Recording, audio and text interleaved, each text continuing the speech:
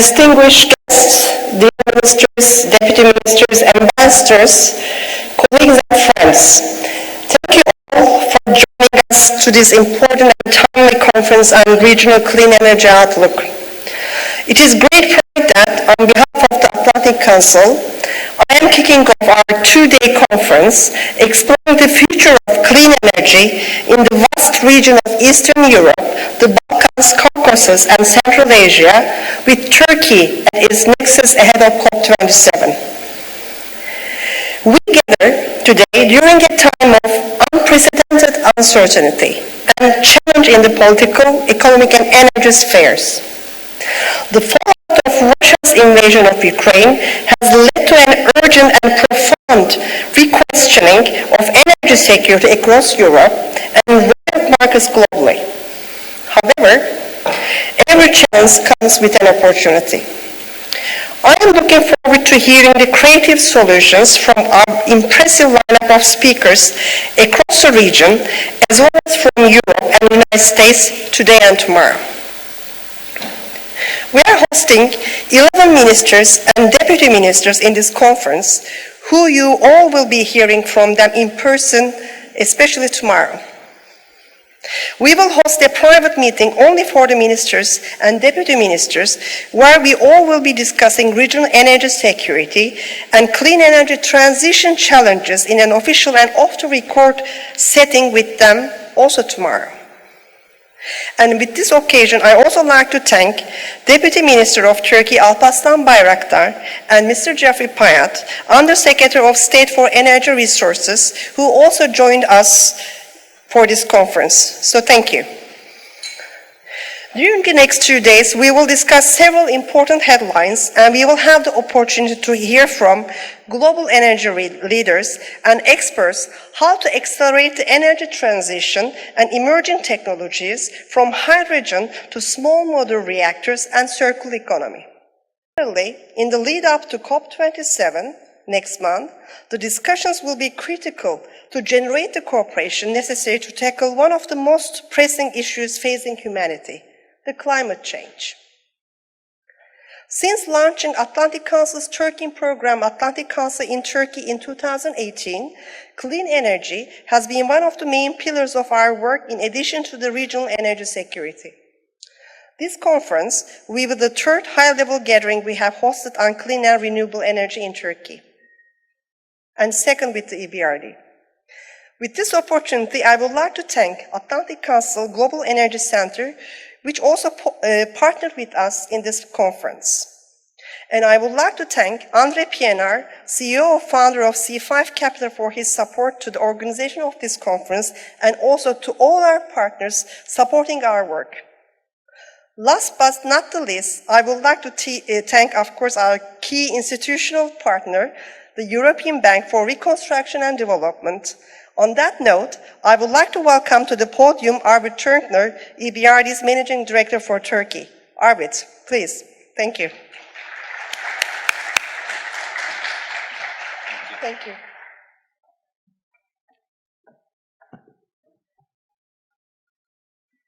Good afternoon, everyone. Dear Excellencies, distinguished guests. It's really good to see so many policymakers, practitioners, and also representatives of the financing community here. But really, before I start to speak a bit about substance, I would like to thank Daphne and Atlantic Council team for organizing this conference together with us. But really, Pina and Grady did a fantastic job in putting all this up and bringing us together here. So why does clean energy today matters more than ever?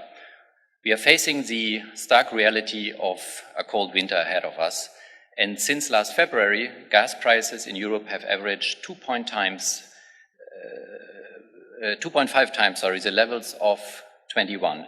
So for many countries in the EBRD region, higher gas prices also imply increases in gas import bills, equivalent to as much as 4 to 5% of GDP, as economies are, of course, often highly dependent on gas in their energy mix. Russia's war in Ukraine has put a major focus on energy security, and we are seeing as clear as ever the importance of energy efficiency measures, and the need to diversify away from hydrocarbons. The mixture of middle income, emerging and developing economies where the EBRD operates include countries that are highly carbon and energy intensive and those that are most vulnerable to the physical impact of a changing climate. And Turkey, where we are together here, is certainly one of them. But also countries in Central and Eastern Europe, they are now noticing the vulnerability of their situation. And as a result, we are seeing substantial efforts on political and economic levels to address this. There's a clear case for renewables. This is a key strategy to ensure energy security and diversification. Increasing renewable energy capacity would free natural gas for exports and consequently help decarbonize energy-intensive sectors. In this respect, renewable energy will be crucial for Turkey, as for others, to achieve net zero emissions in hard-to-decarbonize sectors. The good news is that many countries with challenging energy outlooks carry actually the potential to lead the way in clean energy transition. Last decade has already seen an impressive growth in renewable energy, driven by favorable macroeconomic conditions, but also decreasing costs of renewable energy technologies.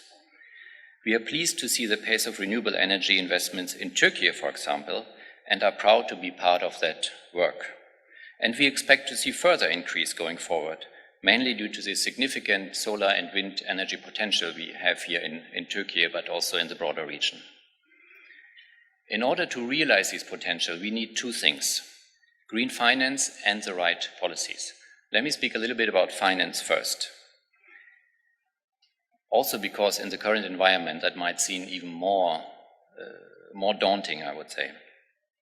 Development banks like EBRD, we do provide funding at scale for both climate change mitigation and adaptation projects, but we can never reach the scale we all want to see without private sources of finance.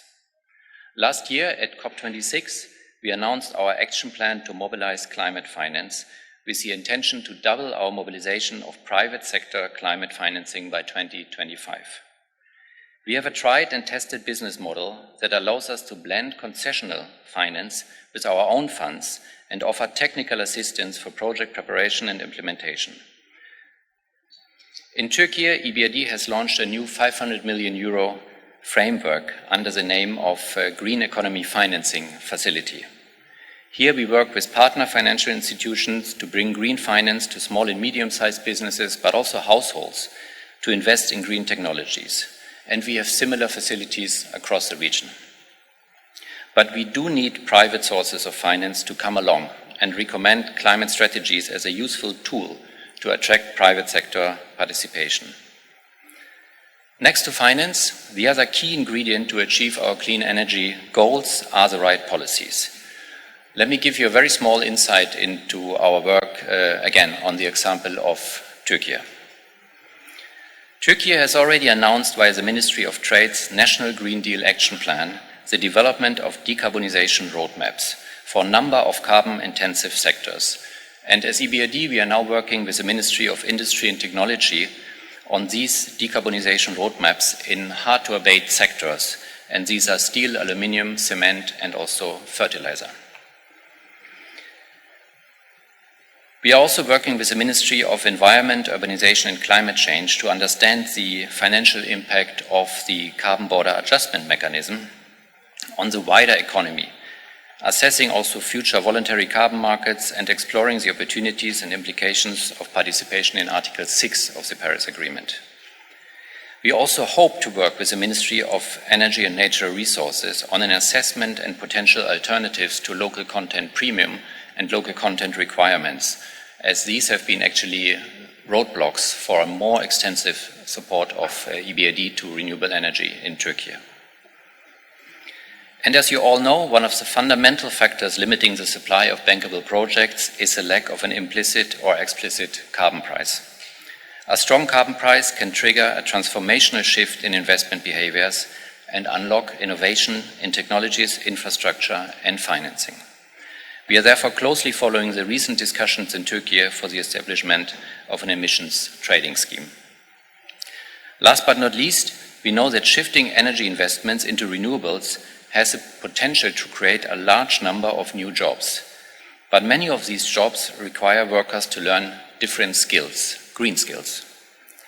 That's why we support companies to upskill their current workforce and develop training initiatives to respond to new and emerging skills needs.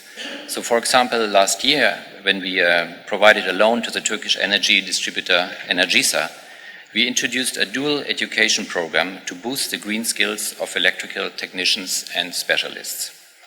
We believe that such initiatives are crucial for ensuring not only green, but also a just transition to clean energy. Ladies and gentlemen, there is an urgent need to reimagine how we view, invest in, and generate energy.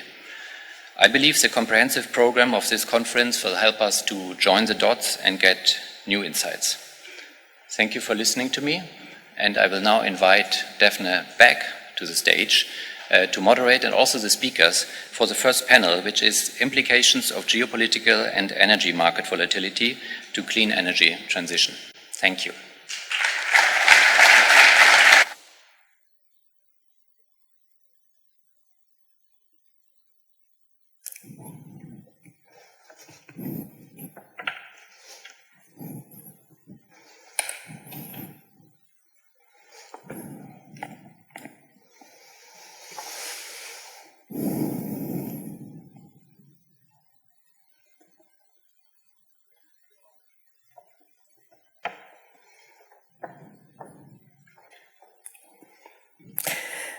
So I would like to invite my panelists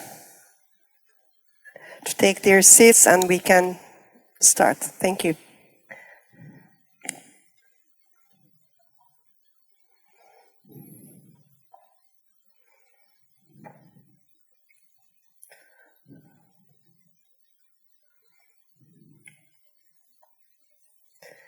So welcome everyone again. I'm excited to be kicking off our conference with this important geopolitical panel with an excellent lineup of speakers on a topic which is very important for all of us.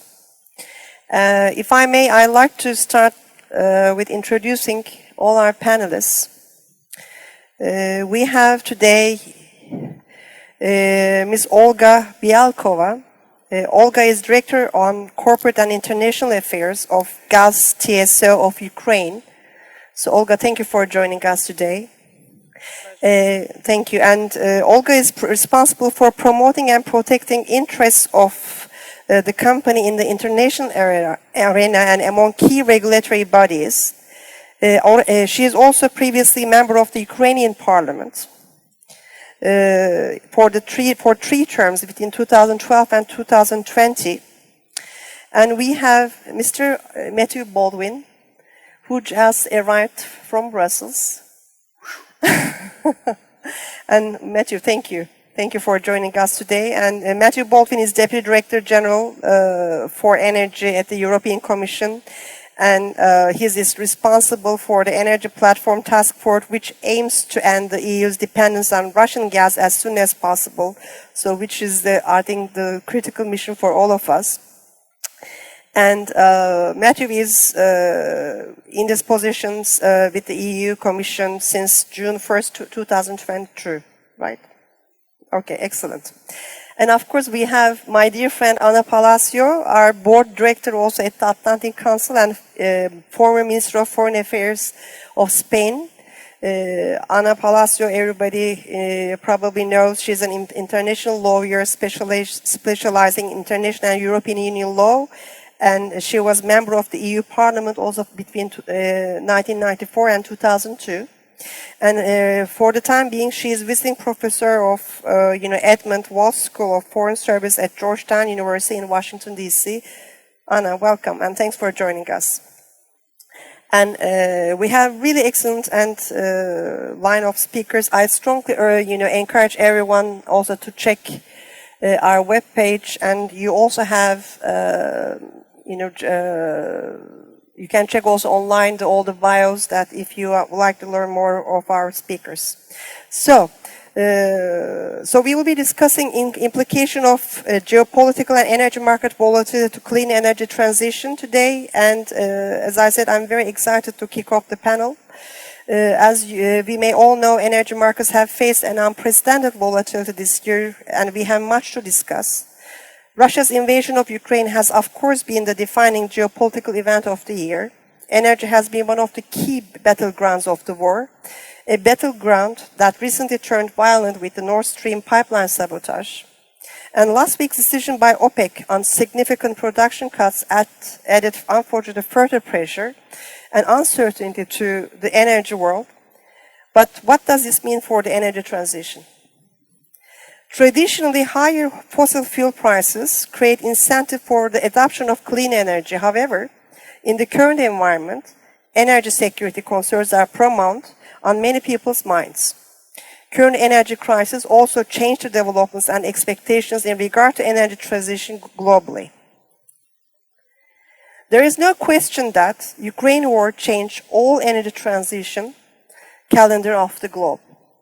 COP26 ambitious 2030 emission reductions that align with reaching net zero by middle of the century may even be more difficult to achieve in this new era. So, considering all the developments, I'm hoping to discuss how Europe will cope with the recent crisis while also to meet zero emission targets, or if this can be an opportunity for Europe and its close region to speed up with its energy transition, and how Ukraine can play a role in Europe's energy future and mix once the war is over. So with that general question, I would like to turn to my first panelist to take her remarks, Olga. So this is my question. So I'd like to, get your view on your general assessment, how things are, and how you see, not only as an energy expert, but as a Ukrainian, all these recent geopolitical developments, and what are the most biggest challenges that you are facing right now? Thank you, Daphne. Do you hear me? Is mic working? Okay. Good afternoon, ladies and gentlemen. It is very sad and very difficult day for me today. No, it's not working. Well, it's not. mine No, is. I think that you have to bring it a bit upwards. Yeah, now. Is it working Yeah, now Okay, yes. perfect. As I said, it is very difficult day today for me to, represent Ukraine, to speak to you. I'm sure most of you have read your morning papers, and you know that all across Ukraine today is another evidence that Russia acts as a terrorist state. Most of the cities are under airstrike alarm. The shootings were happening in Kyiv. Lives were lost. Critical infrastructure was damaged. This is what is happening today in Ukraine.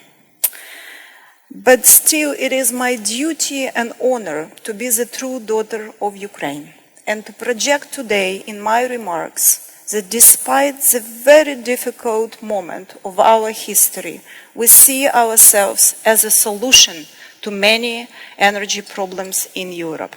And I wish, when I was a politician, some politicians in Brussels, in Berlin, were more attentive of our warnings, more supportive of what Ukraine was trying to achieve. Today, if we just imagine that the war is miraculously over tonight, I know it's not possible, but even if it would be over, do you think we could go to business as before in terms of energy? I don't think so. The company I represent right now is a company which has dual mandate. We still transport, despite the war, despite the very difficult circumstances for our workers, we still transport gas from Russia to Europe. The remains of it. We do it because the system was built in such a way that we have to continue, because we need to supply heating and gas for our own citizens. which is of crucial importance. This is not a luxury solution for them. This is a basic humanitarian need. That is why my company continues its service. You will see me checking emails and my text messages as we will communicate over these 2 days. Every minute I get text messages that some of our objects are being damaged. Next day, I know that if military agrees, our workers go, they fix the system, and we continue our business. This is how serious we take our international obligations. Once again, I wish everybody was more attentive to our promises and claims. Because back a few years ago, when I was advocating against some derogations and exemptions which were granted to Nord Stream 1 and Nord Stream 2, unfortunately, we didn't have full understanding. With now Nord Stream 1 and Nord Stream 2 being out of service, Europe has to reconsider how it gets its own gas supply. And unfortunately, even though we all share the dream, the decarbonized future is ahead of us and we need to do more to expedite the process, we also understand that we have to find a way how to replace some of the Russian gas with new sources.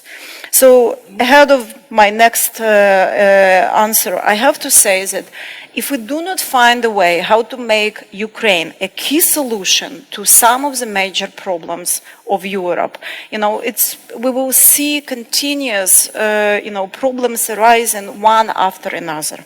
And I think even today we can showcase how Ukraine is doing, besides transit, besides continuation of transit, we also export electricity as of now, which is of crucial importance to some of the neighboring countries.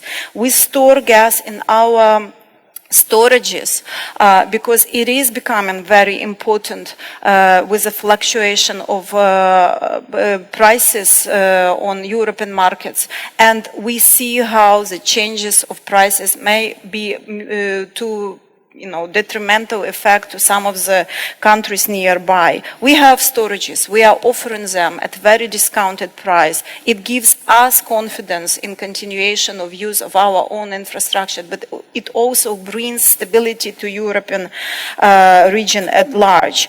We have, we agreed with many of the ministers in Brussels that we all have to reconsider how to decrease consumption of natural gas. We are doing our part as well for that. But of course, we are working on replacing the gas supply to Europe. Ukraine as a country which has vast reserves of natural gas can benefit from joining efforts with Europe, with America, with Canada, with other major players in production of gas. We need to do that. And of course, biomass and hydrogen is a huge promise for our company as well of how the gas infrastructure could be utilized. With that in mind, let me just say, yes, it is difficult, but Ukraine is not a victim. We are working how to, on our plans, how to enhance our own system, how to make sure that we don't depend on Russia. By no means we want any of that anymore. But Europe also is independent from Russia and from its geopolitical and harmful energy influence on its own politics. Thank you.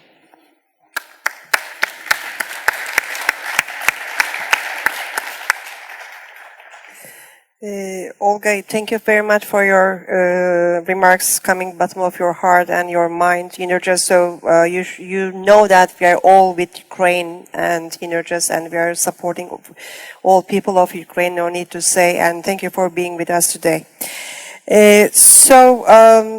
Olga, thank you for your remarks. This is very useful, and maybe very quickly, I'd like to turn to Matthew Baldwin, if you can comment on a bit, what Olga just has said, and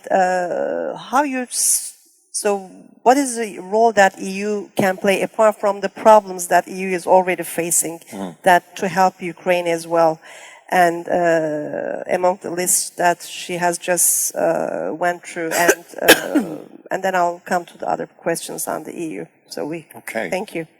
Well, firstly, thank you, Daphne, for inviting me. Thanks to the Atlantic Council. Wonderful to be back in the astonishing city of Istanbul. And thank you, Olga, for putting a human answer first. I mean, as a lifelong technocrat, we can't just rely on a technocratic response to these issues. We have to speak from the heart and say, this is what it's about.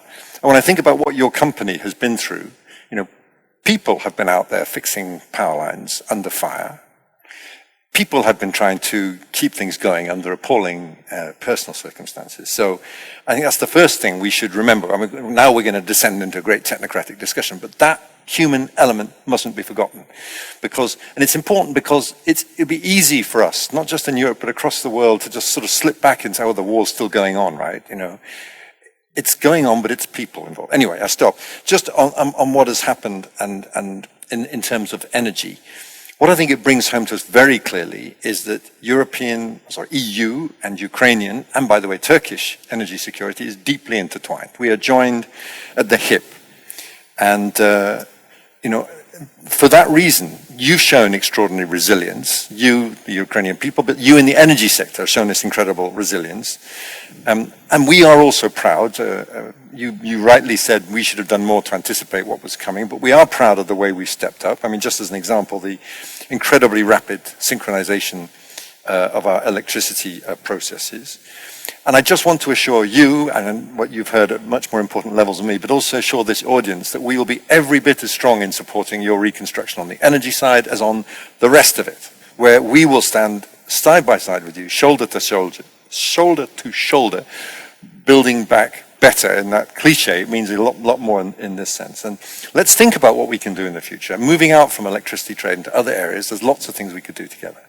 So it's great to hear what you've said. Thank you. Matthew, thank you.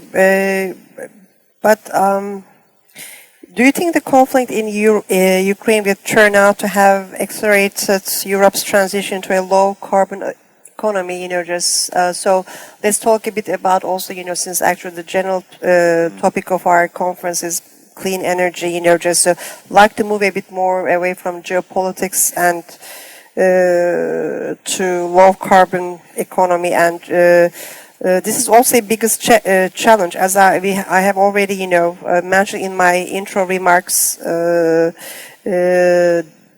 is a challenge I had in front of Europe and all European countries, you know, just a while everybody, you know, just more started, you know, left, you know, closed up nuclear, you know, moved towards more, you know, hydrocarbon resources and more towards renewable, but with now new prices, you know, in international markets and high market volatility in, you know, energy prices, you know, how you can actually, you know, build a, you know, a system that can support, you know, towards the energy transition in EU, and what will be the biggest challenge for you guys? That's quite a question. Definitely, you just put. Sorry. I mean, in essence, can we accelerate our transition towards the green promised land? The answer is yes. Do you want to say a bit more? I can. I mean, I think it may be surprising to two groups of people. Firstly, to the people who thought we already had a very ambitious green plan. Can we take that further and can we take it faster? But also to the people who said, and by the way, they said the same thing when COVID hit. Oh, well, now because of this war, we have to postpone all this, you know, European Green Deal rubbish. You know, we have to focus on the real priorities. And the answer is, of course, that's a total fallacy. We can't go down that road. And what the Ukrainian war brings home to us in a very meaningful way, and you said it, Olga, is we've got to end our crazy dependence on gas coming from Russia. I've got a bad joke, which is this is a chicken and egg situation.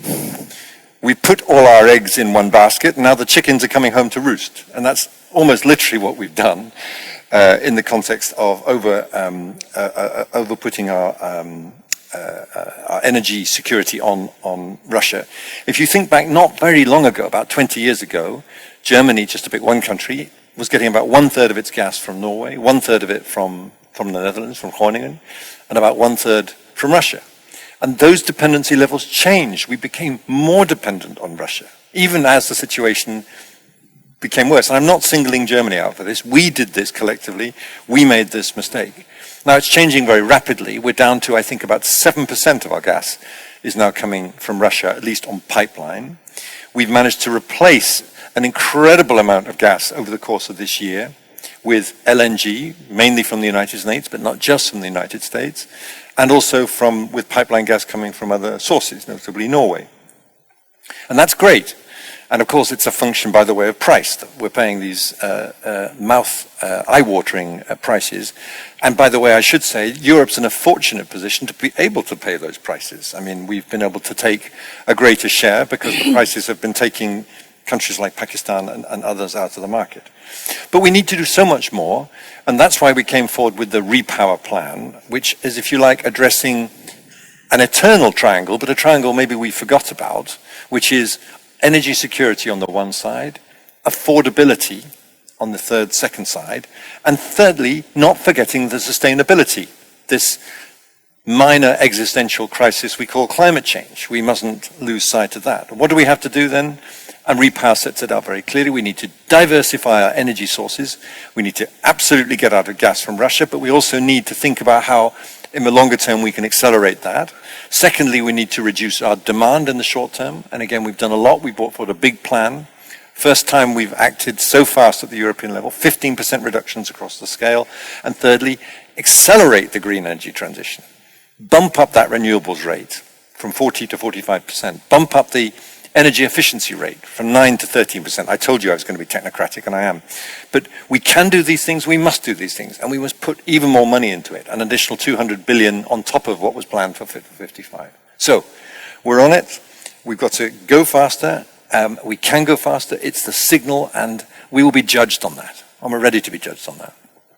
Fair enough, Matthew. And as you say, maybe the only problem that it is EU cannot come together and decide.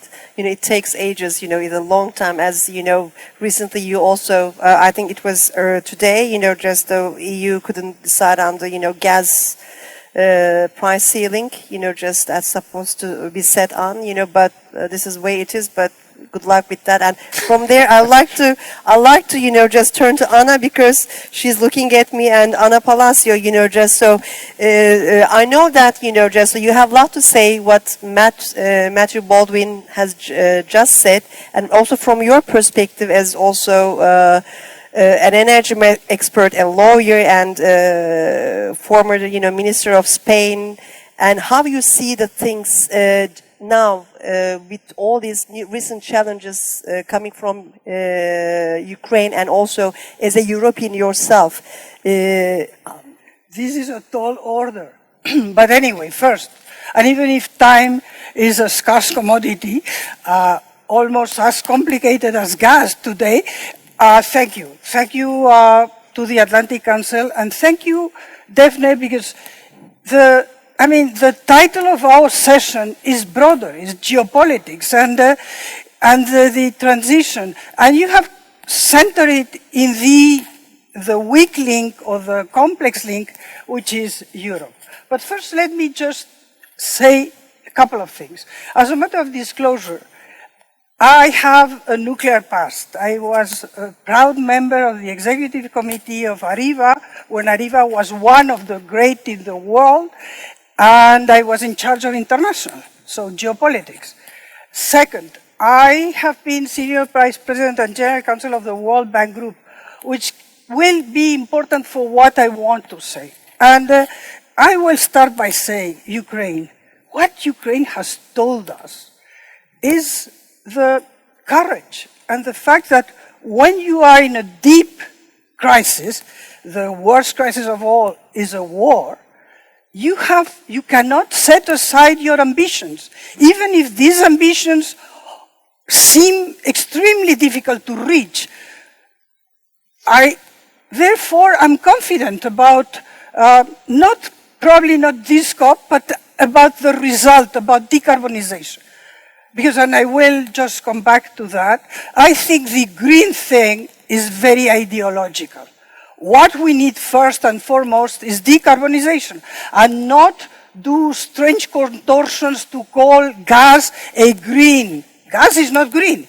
Gas decarbonizes. There is no better way of decarbonizing than bringing 1 megawatt hour of coal to 1 megawatt hour of gas. Of course, you may tell me that, okay, well, renewables today, and you would be right, but renewables have the problem that they are not baseload. And we need baseload, and this is the problem with gas. So this is my first comment. But I think that you have said something on which I really do not agree. We made this collectively when speaking about Germany being hooked, because this is what it was. Germany was dependent, got voluntarily this dependence on Russian gas, although there were many of us telling them since, of course, since the Nord Stream 2 was designed in 2014 after the invasion of Ukraine, of Crimea. And Germans just, there is nothing that made them more, I would say, reactive than when you would mention this, the dependence on Russia. And the answer was, during the Cold War, Russia was the most reliable and the most, this was the issue. And I could speak about anecdotes, but we don't have time. This is important. It's not that we collectively. What we have to understand, and you have mentioned it, is that, European Union is a great success. But when we think European Union energy, we think of goods in the internal market, we think of a market of the energy, or we even we think of the success of the European Union in the vaccines issue. There, the European Union did not have competencies. The treaty did not allow, and I'm sorry to speak about the treaty, but the treaty is fundamental. Why? Because this is not like the internal market goods. This is not it's not even clearly not European Union level. It's extremely ambiguous. And this is this ambiguity that I think is very important for where we are here. Because in the end, we have been working in the European Union on three assumptions. None of them were true. One is that there is a European Energy Union, that there is, and that we were building it, and then we could go towards renewables, because, okay, well, the grid, exchange, interconnections, it would solve it. It's not true. It's not true. Because of what? Because in the end, there was a unwilling reliance on nuclear, because in the end, France was there, and other countries, I would say courageous countries. And the next panel, we have a representative from Romania that can tell us about this policy on keeping nuclear and on betting on nuclear.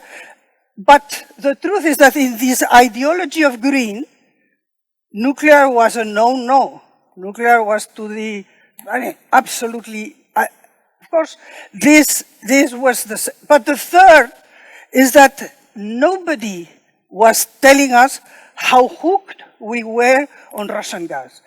And nobody willingly, Germany knew, Germany did not want, and others, Italy was also extremely dependent on. So these three elements that now, of course, the chickens came to roost, absolutely.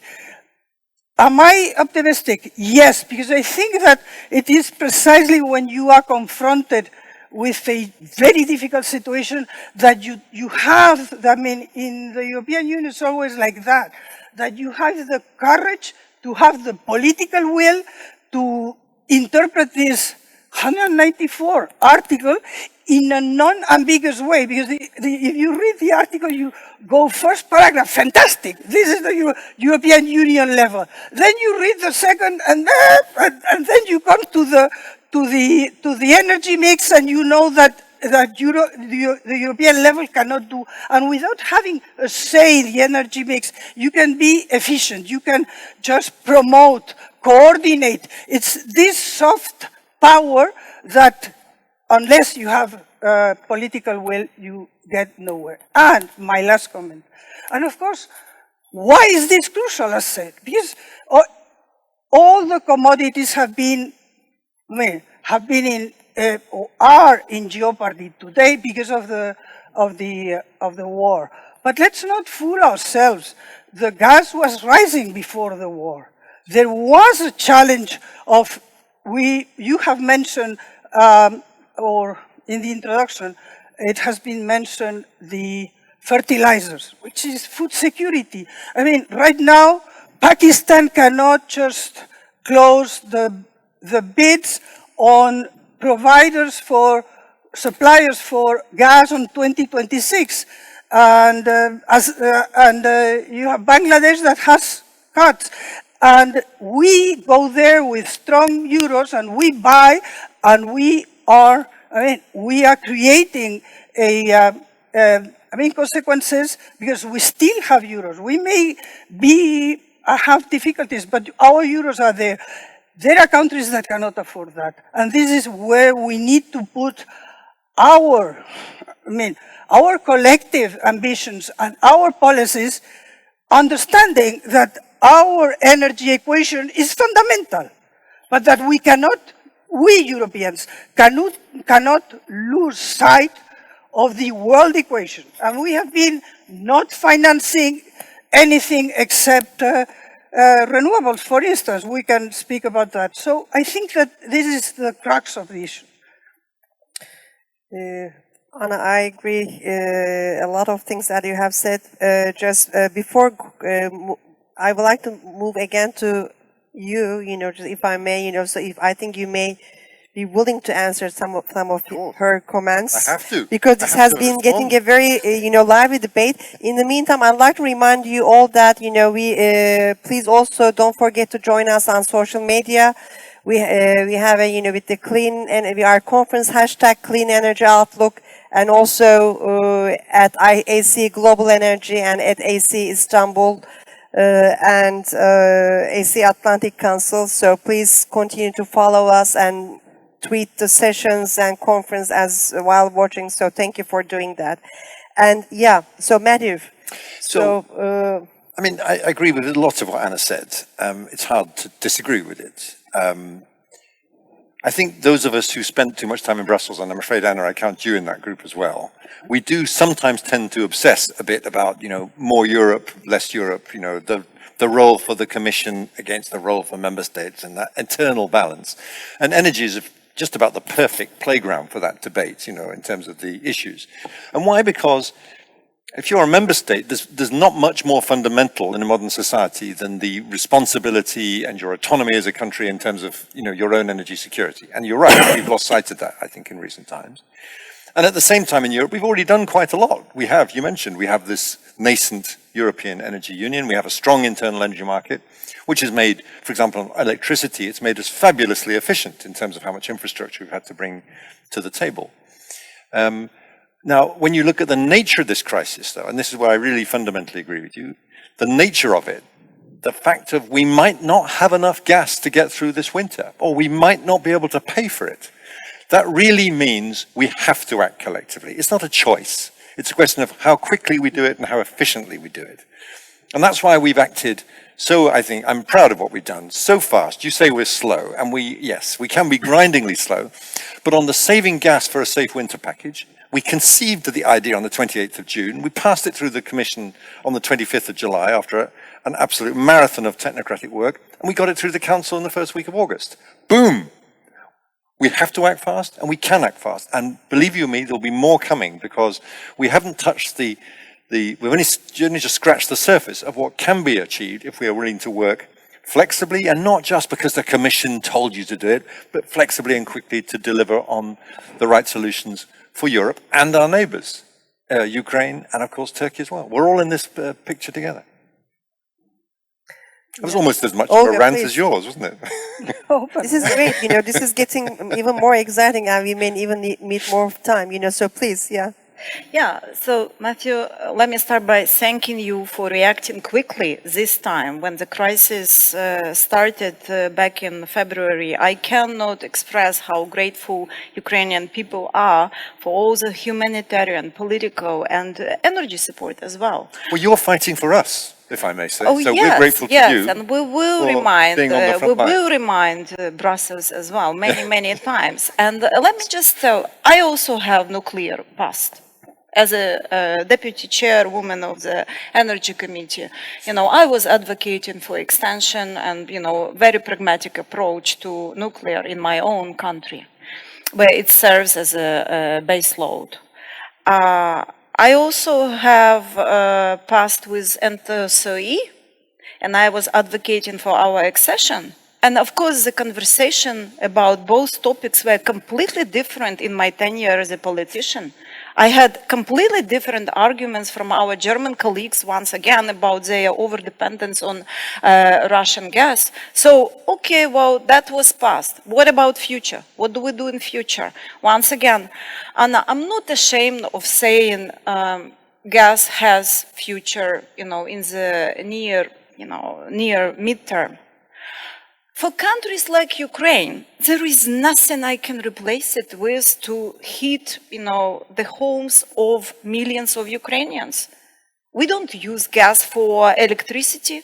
We use it mainly for heating of our houses. And yes, winter is coming and it is very cold. So I'm sorry, this is reality. And I actually know that what is the reality of some of our partners. We are not just neighbors. We are candidates. Indeed. So we get to know the troubles of our neighbors as well. We understand the issues in Hungary. We understand the issues in Romania. We understand potential of increasing our friendship and energy cooperation with Turkey. We sit in a beautiful city which has potential to bring all of us more peace and stability by encouraging and making sure that more LNG terminals are open. Yes, I want to see it decarbonized. Probably my kids will. But in my tenure, I have to be responsible for Ukraine, for some of the European countries. We have to plan, what do we do with gas? I can be also technocratic. I was trained as one of them. So I think it's time for Europe to look at this situation as kind of sort of like Basel rules style for Europe. One country cannot and should not be allowed, even if it's a very strong and very rich country, be over-dependent on one source of supply. From now on, it should not be possible. We should also diversify. That's why, we should have some rules. You cannot have more than 1/3 of your critical gas or, energy source being delivered with politically driven agreements. Gazprom was sponsoring kindergartens in some of the cities of Germany. This is not, market rules. And, not to mention, once again, Nord Stream 1 and Nord Stream 2. Then we should actually re-evaluate, for some countries, like in my case, I was explicitly saying we cannot replace gas because of the humanitarian crisis. But some countries can actually do it. And, European Commission should prescribe on a general level how to switch off in case of emergency. Because crisis is different in, cold countries and, some of the southern partners. But I'm not diminishing troubles. No, not at all, but you are preaching to a convert. Among other things, I'm a director at the TSO in Spain, so I know the issues of gas from this perspective as well. No, what I think is that in the European Union and the South, first I think that the South and the East, we should get closer together. Well, we are ready. And discuss, because your misunderstanding of the Mediterranean is as big as as our misunderstanding of Russia. That's the truth in very geopolitical terms. So we better think and acknowledge, and Turkey is a good place to be because Turkey is hinge to so many of these issues, and we are in it together.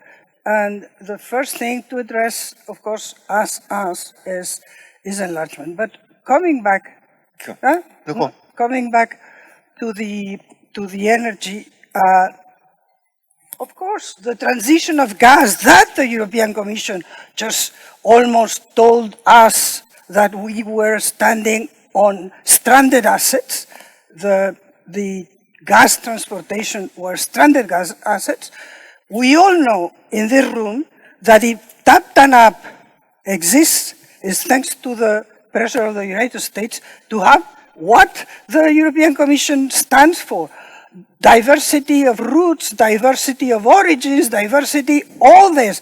But it was the United States that pushed us to get there, because there was this comfortable position vis-a-vis what we were doing. So first thing, the transition of gas will happen, but it will be longer.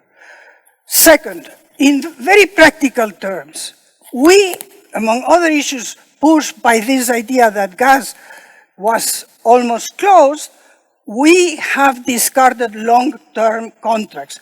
We were buying on the spot market in LNG, which is one of our dependencies. And we have let the long-term supply contracts with Nigeria, I'm speaking about long-term supply. And now we are competing among ourselves and going to Qatar and competing among Germany with X, with Y, with Z. Exactly. Each man for himself. Exactly. So we need to reassess, and the European Commission has to have honestly a self-examine certain parameters, ideological parameters of this Green Deal that went from farm to fork to agriculture to everything. Everything was green. And it's not that I'm not green, but you get to intellectual oxymorons. Gas is not green. It decarbonizes, which is our main challenge for the planet. And then you may have other policies that will take into account other aspects. The same way that you cannot say that you don't want nuclear because nuclear harms or goes against the principle of do not harm because of just spent fuel. Honestly, nuclear is the best way to decarbonize, and the OECD, the International Energy Agency, has been repeating this for years. But no, we didn't want nuclear. We didn't want gas, but we were hooked. The European Commission has to come clean and to have, honestly, an examination of. Okay. There are fantastic things, but other. I need to come clean, but okay. Well, of course, you are the European Commission. You go first. No, you are the European Commission. You cannot agree. If you would agree, you would have done it.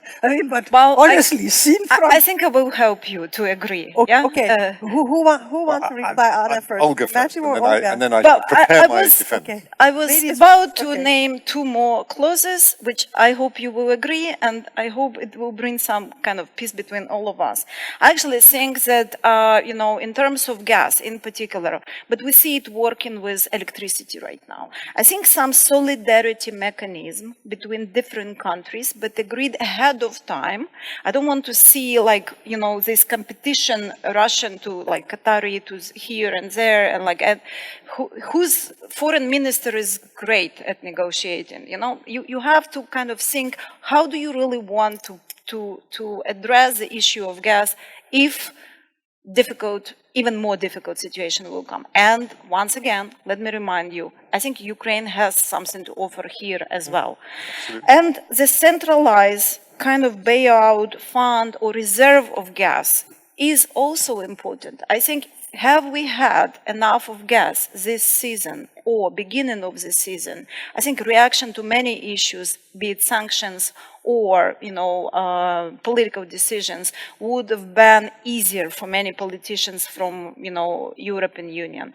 And once again, Ukraine wants to participate in it. And that's why we advocated you to include Ukrainian storages into this package of repower and the storage packages. I think that's very important to prepare ahead of time.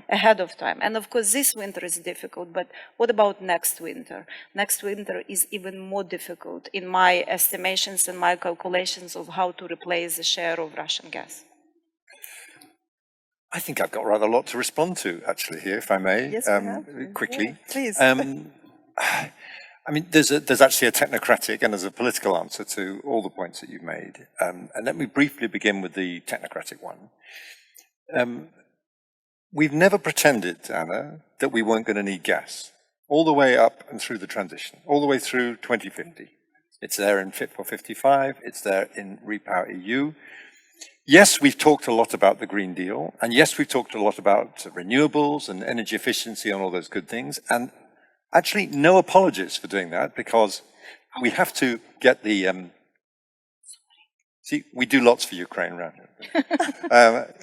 But no apologies for that, because we have to send the signal on investment in renewables. I mean, a lot of these things are for the longer term, but if we don't move ahead with them now, we won't be able to address our supply chains for wind plants and everything else, and for solar. People have got to realize that this isn't just a short-term policy shift. It needs to be a long-time parity shift. And so really no apologies for that. And I don't therefore see a dichotomy between what you say is the green transition and decarbonizing. For me, these are going in the same direction, and we assume that. Now, you referred earlier to the ideological debate we had over this thing called the taxonomy issue, and I don't know how many people have broken their heads on this. I mean, that was a powerful discussion about priorities in the pre-war situation. And again, we need to figure out what signals we're going to send on investment. That's what's underlying all that. And all the headlines about the nuclear versus gas thing missed the point that this was a fundamental attempt to shift our investment in that direction, and no apologies for that. Similar, second false dichotomy, if you like, is on the long-term contracts.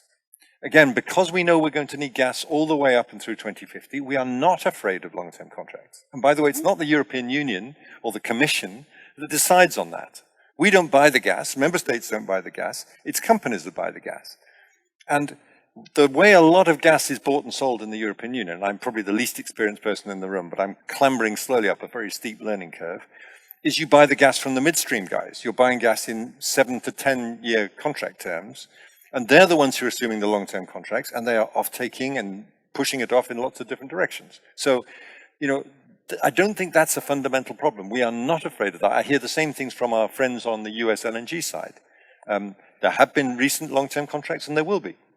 If you look at our pattern of imports, just to take Norway, for example, 70% of that is under long-term contracts, only 30% of it is spot, and most of Norway's, half, Norway exports half and half. So I think it's allow me one interjection. Okay. Send signals. You say about sending signals. I'm coming to that. What signals have you sent before I'm coming to that. Let me come to the signals, and then this addresses the points you've made and the things how we have to do things differently, and I hear from both of you in your different ways how things have to be differently.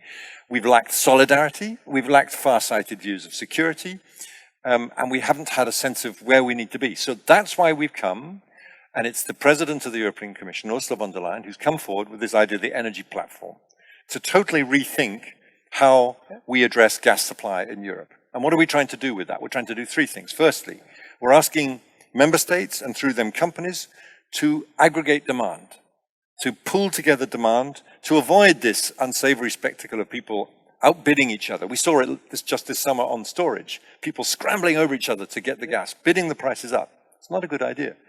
Secondly, to look at our infrastructure. We don't have perfect infrastructure. It's a lot better than in the last Ukraine-Russia gas crisis when we were so dependent on the east-west flow.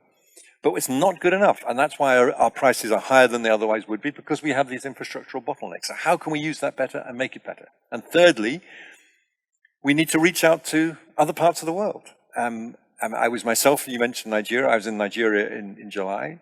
They want those signals. Of course, it's a complicated story in Nigeria. We want them to send more gas out, and we are absolutely ready to send those signals that we are looking for those upstream investments so that we can pull down more gas so that they can build a 7th train and an 8th train to bring more. Because, again, this isn't me walking away from the Green Deal. We need the gas. We just need it from different places. And it's a huge opportunity, in fact, to take us beyond, one last thing and then I stop, to take us into a green transition where we can have an honest conversation with the global south that says, yeah, if you didn't understand it before, we do now need your gas and we will help fund your green transition. And I'm not apologizing for using that word because these are the places where they can produce hydrogen and renewables so much more efficiently. It's a fantastic deal.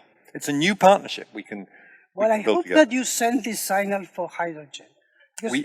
Hydrogen bank? Not hydrogen bank. It has to go well beyond. If not, hydrogen will just, I'm at my third coming of hydrogen. There'll be many more. But Anna, just on this, we announced in Repower 10 million tons of imported, 10 million tons of domestic, which is a big and ambitious target when there's... But you need to send a signal, and I know that you are doing this. MidCat is a good example. This is a future hydrogen pipeline from the south, including Morocco and Algeria to the north, but France is blocking.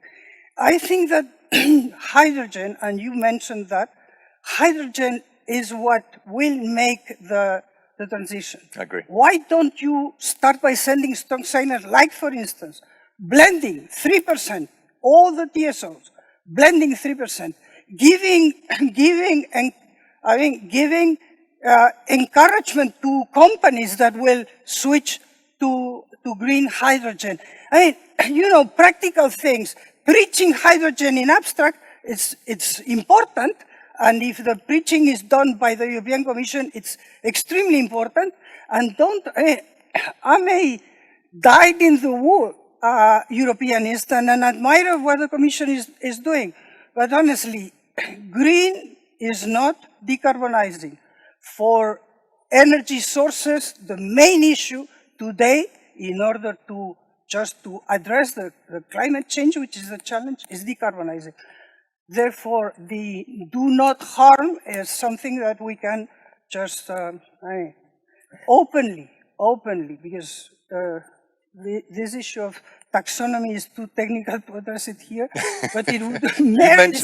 Okay, this is really fascinating, just so, and I know you want to also make a comment, Olga, but I also like the chance to turn to the audience, in our last 10 minutes, in case we have questions. Otherwise, I also have a few questions to follow up if we don't have any other questions from the audience. So, looking to the audience, if they may have any questions to our panelists. We've stunned them into silence. I think the debate was so exciting that they were, okay. Here we go. And please introduce yourself as you ask your question. Thank you. Hello, my name is Inbal. I am representing Innovation Technologies. So, talking about what Anna talked about, what about blue hydrogen? So yeah, we have the Green Deal, yeah, we have the gas, but nobody mentioned the blue hydrogen, which is the combination of the hydrogen economy and the decarbonization. So what about that? Well, where are you at with blue that? and pink. Pink is from nuclear, blue is from gas, but with carbon capture, storage, and eventually usage. And of course, we need to be open to all this. We need to decarbonize. Everything that goes into decarbonization is good. We cannot afford anything else, among other issues, because we haven't mentioned, because there hasn't been time, but the reserves, so we have, the reserve storage, but also the supply of gas cannot increase indefinitely, and the moment post-COVID China comes to the fore, we will have more difficulties. So absolutely, I think that this is what I would ask the Commission, is more pragmatism. Carbon capture, storage and usage was very fashionable in year 2000, and so, but it has disappeared. Then it was the thing for renewables, which is great, and nobody can interpret me that I'm not for. And what I would conclude is that if we are realistic, the European Union will keep being at the forefront of this net zero, which is the European Union. This is a tribute to the Commission. We are, honestly, we have been running with this banner since Kyoto, or even before. And we are bound on regulation. And regulation, in the end, gives you certain security. Security that things are not going to change from one day to the other. But we need to be, we need collectively to be more realistic and do not leave anything that can decarbonize. In other areas, green means things when you address nature, when you address environment. But in the field of energy, let's not fool ourselves. Decarbonization is the maître mot. C'est bon. Thank you, Anna. And yeah, Olga, you Okay, so I learned a lot from Brussels, Matthew. I just came back from a workshop on biomethane, and there was a very interesting quote on hydrogen I want to share with you. One of the directors of the TSO, my peer, he said, like, I think it's very easy to talk about hydrogen because it doesn't mean that I have to do something right now, right this second, today. And I decided, you know what? I had so many debates about hydrogen in my last 2 years that from now on, anybody who comes to me and wants to talk about hydrogen, I will say, yes, what do I do today? If nothing, then we switched about and we talk about biomethane, because this is what I believe is very helpful both to Europe and to Ukraine. And I think let's not overlook biomethane as potential replacement of natural gas, because it's also decarbonized. It is helping economies. It is affordable, more affordable, and it is serving different purpose. So diversification. It also means we are open for different technologies. We are open for different ideas of how to solve the issue of natural gas. That would be my contribution about hydrogen. Just briefly, because I know we all want to talk a lot, and just on this one, yeah, I mean, blue hydrogen, fine. But again, no apologies on our side for the big stress on green hydrogen in Repower EU, because again, it's about triggering those investment decisions. You're right, Olga. There's no green hydrogen to trade or ship or sell right now. It doesn't exist. We've got to send and signal, your word, that we're going in this direction. And that means thinking, yes, about pipelines and thinking about making sure that everything is H2 ready. Otherwise, it won't be there in 10 years' time when we need it. So that's, I think, a function the European Union and the Commission can do quite well by setting these ambitious targets and really trying to make them happen. And you tease me for mentioning the Hydrogen Bank, but there are a lot of initiatives out there for developing these new chains and developing and making people realize that ultimately there'll be a lot of money to be made from this, and why not? Looks like we will be speaking a lot on hydrogen in the coming years, and we have a session actually on hydrogen tomorrow. So I really, encourage, we continue that conversation on hydrogen tomorrow all together again. And we'll be tackling it, by the way, in the energy platform, so we're not going to leave it there either. Yeah. So I think there's, I saw, okay, yeah, please. And then Ambassador Rende. You also have a question? You don't have a question? Okay. Burhan Yüksekkaş, Bloomberg News. First of all, as a local, I would like to say welcome to all of our guests. Welcome to Istanbul. I have two questions, one for Mr. Baldwin and one for Ms. Palacio. Mr. Baldwin, last week we had Turkey-Azerbaijan Energy Forum in Istanbul, and Azerbaijan pledged increased the amount of gas flowing to Europe, and it will be through Turkey, Southern Gas Corridor. but at the same time, in the same week, European officials came visited Turkish officials in terms of Turkey's trade and getting closer and closer with Russia after the war erupted economically. How will this proceed? On one hand, Turkey is a vital energy hub, and the amount of gas will increase. But on the other hand, warnings are coming, warnings about possible steps, possible sanctions, and Turkey is in talks with Russia about delaying payments, energy payments. How do you see how these events will unfold? And I have one for Ms. Palacio. Before the war, as you said, the gas prices were rising before the war. And I would like to ask you before and after the war, because we were following Atlantic Council and the events, and Turkey was seen as like a country rupturing from the West, both by Atlantic Council and many by the West. We've seen French flight carriers in the Eastern Mediterranean. We've seen, some exchanges. We still see with some European leaders, a Turkish president have exchanges. But after the war, both in terms of security and energy and diplomacy, I think Turkey's role has changed. And can you assess what happened before and after Turkey's position in the Western Alliance? Thank you for the question. A long question. It's last 2 minutes, so which one you want to take? You want to go first, Anna? No, I mean... Okay, I'll be very quick. It's a great question, and it's actually a microcosm of the discussions we've been having about diversity and so on, because both Turkey and the EU faced similar questions of dependency on Russia. And Azerbaijan, for both of us, is part of the answer, which is why the Southern Gas Corridor is so critical, why we're so pleased that it's planning to double its capacity. And I'm sure Turkey is looking to get more gas from Azerbaijan, and so are we. So I'm looking forward to discussing these issues with the Deputy Energy Minister of Turkey later today. It's very important that we think about these things together. We have an honest and straightforward dialogue. But Azerbaijan, indeed, is one of the ways we can all get off Russian gas quickly, because we're going to need gas in our pipes all the way through 2050. So, Anna. Well, the easy question for me. I will just put forward a disclaimer.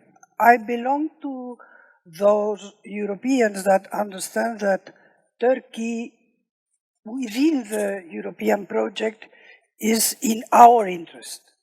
And this I don't have to claim, because I have evidences in the different positions I have held that I have stood. And this is not before the war, it's well before. There has been a transition there. And Turkey has affirmed itself as a hinge power, as a regional power. And Turkey right now is there.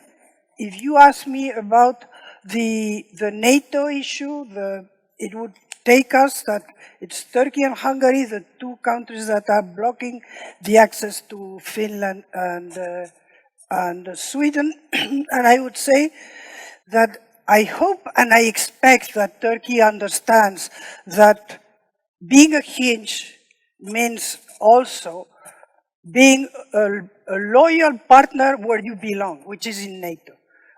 But the European Union, I'm not going to speak about NATO because this would bring us to the Americans and all this, and I don't, but the European Union has also to understand that our dialogue with Turkey has to be different. And my last word is that I expect, and I wrote an article in that sense the day before yesterday, I can send it to the Atlantic Council, and if anyone is interested, that Ukraine is putting us against the wall. We have been in a kind of paralysis in how to address the enlargement, but not in the classical sense, because I think that the world has changed, but how to do with the candidate countries. And I think that Ukraine, because of its exceptionality, will make us move, which is welcome, and find different, a different approach, which doesn't mean create a kind of parking lot. And I'm not going to mention certain meetings that could be interpreted as parking lots for candidate countries. No, I'm just addressing how to bring in these different countries with different different circumstances. I think that this is going to be another of the benefits of Ukraine.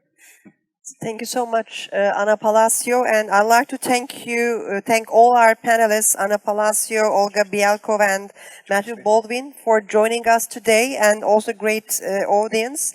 And I think this has been a wonderful debate, so I will not summarize the takeout because I think, I mean, we all heard, just so, and our panelists did an excellent job. So on behalf of myself and our Atlantic Council, thank you. And with this, I'd like to, announce that, let's, give a big applause.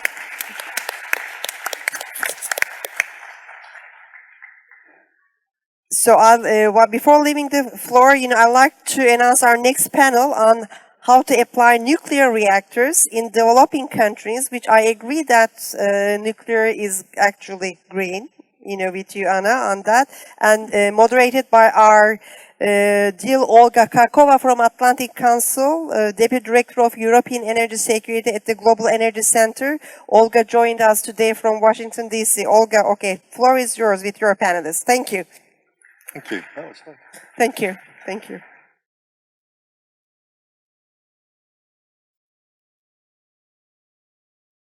Definitely, this was great. We'll do just a few housekeeping items before I invite our wonderful panelists to the stage here. A couple of reminders. Please make sure to join the conversation online. There's a couple of reminders and hashtags here for you. You can tag the speakers. You can share your thoughts, share pictures. Make sure to include the hashtag so that we can follow the conversation in one space.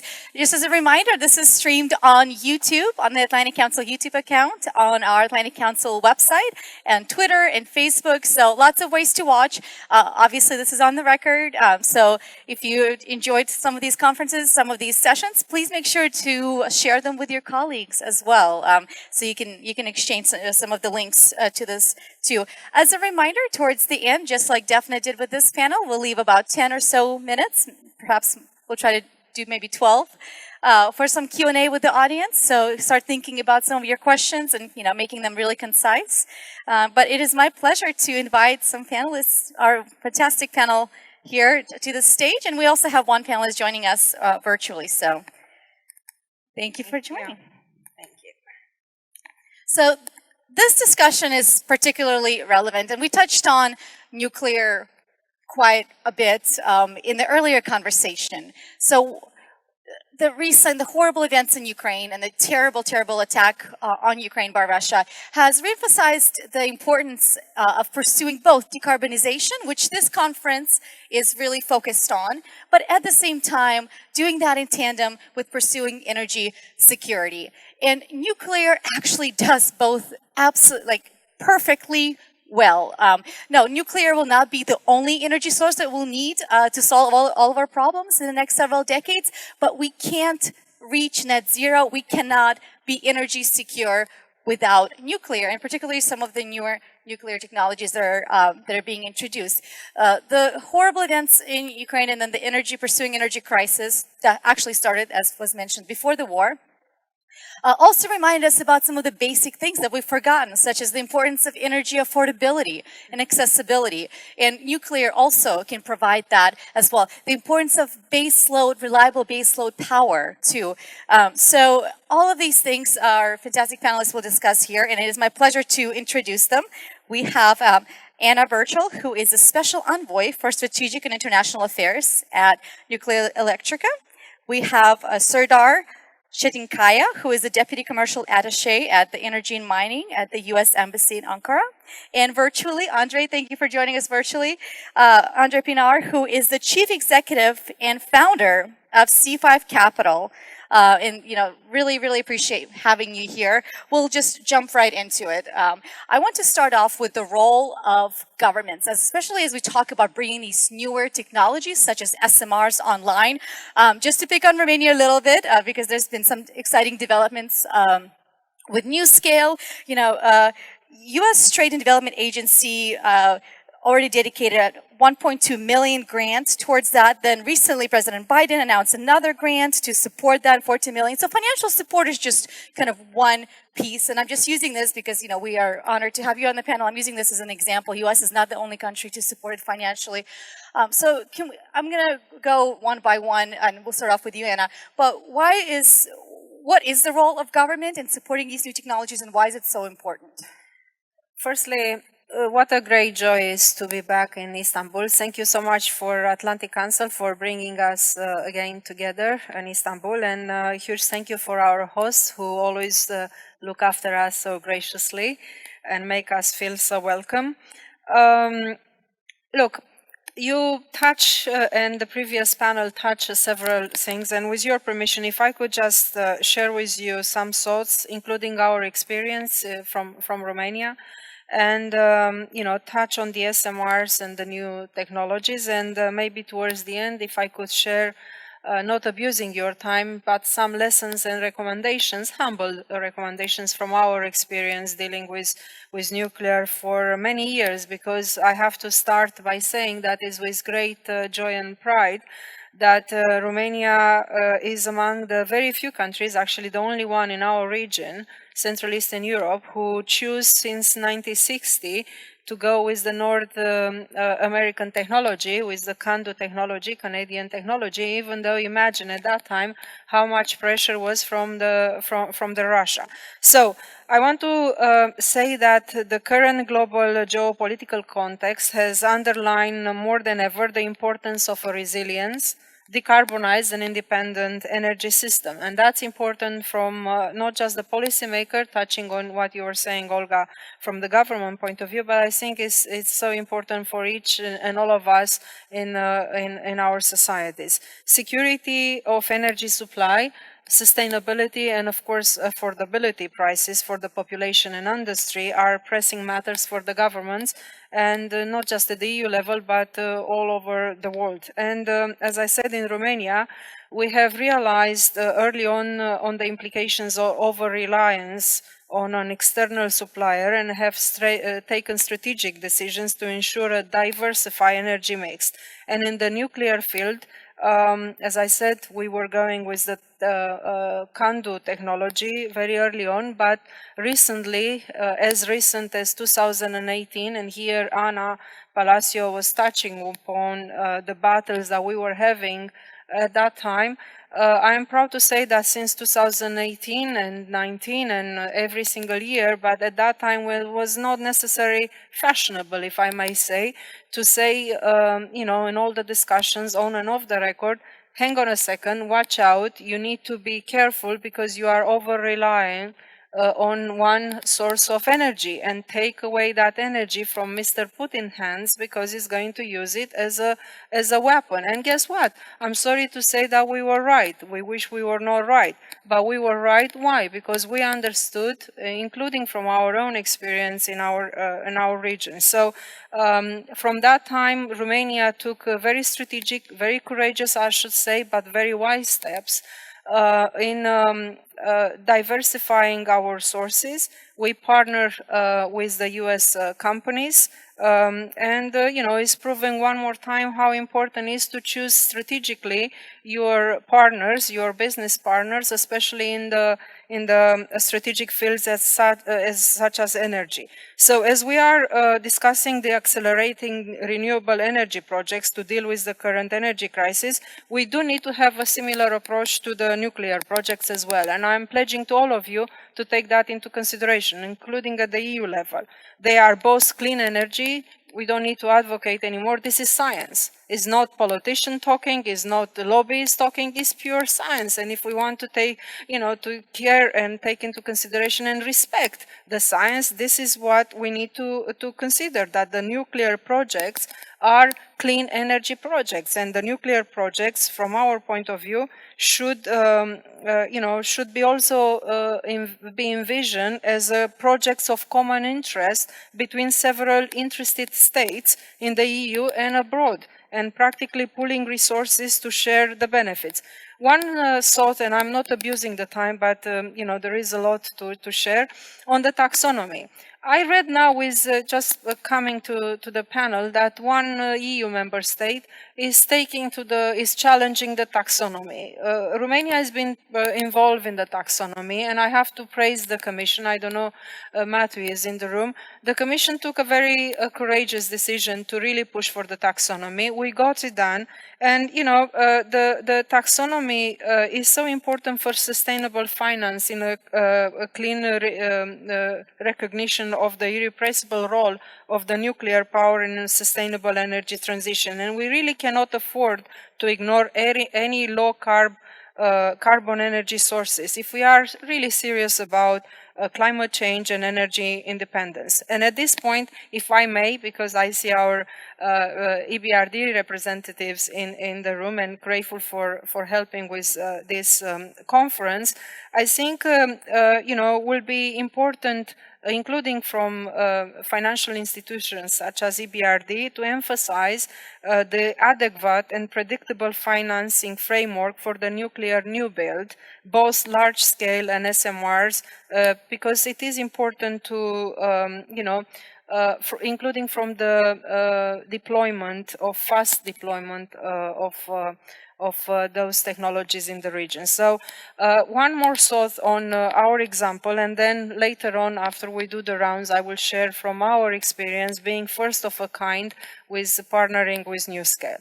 So Romania was counting, as I said, on nuclear as part of our energy mix more than 50 years ago. I'm proud to say that we accumulated an amazing know-how, which we would very much put up to help and share with others.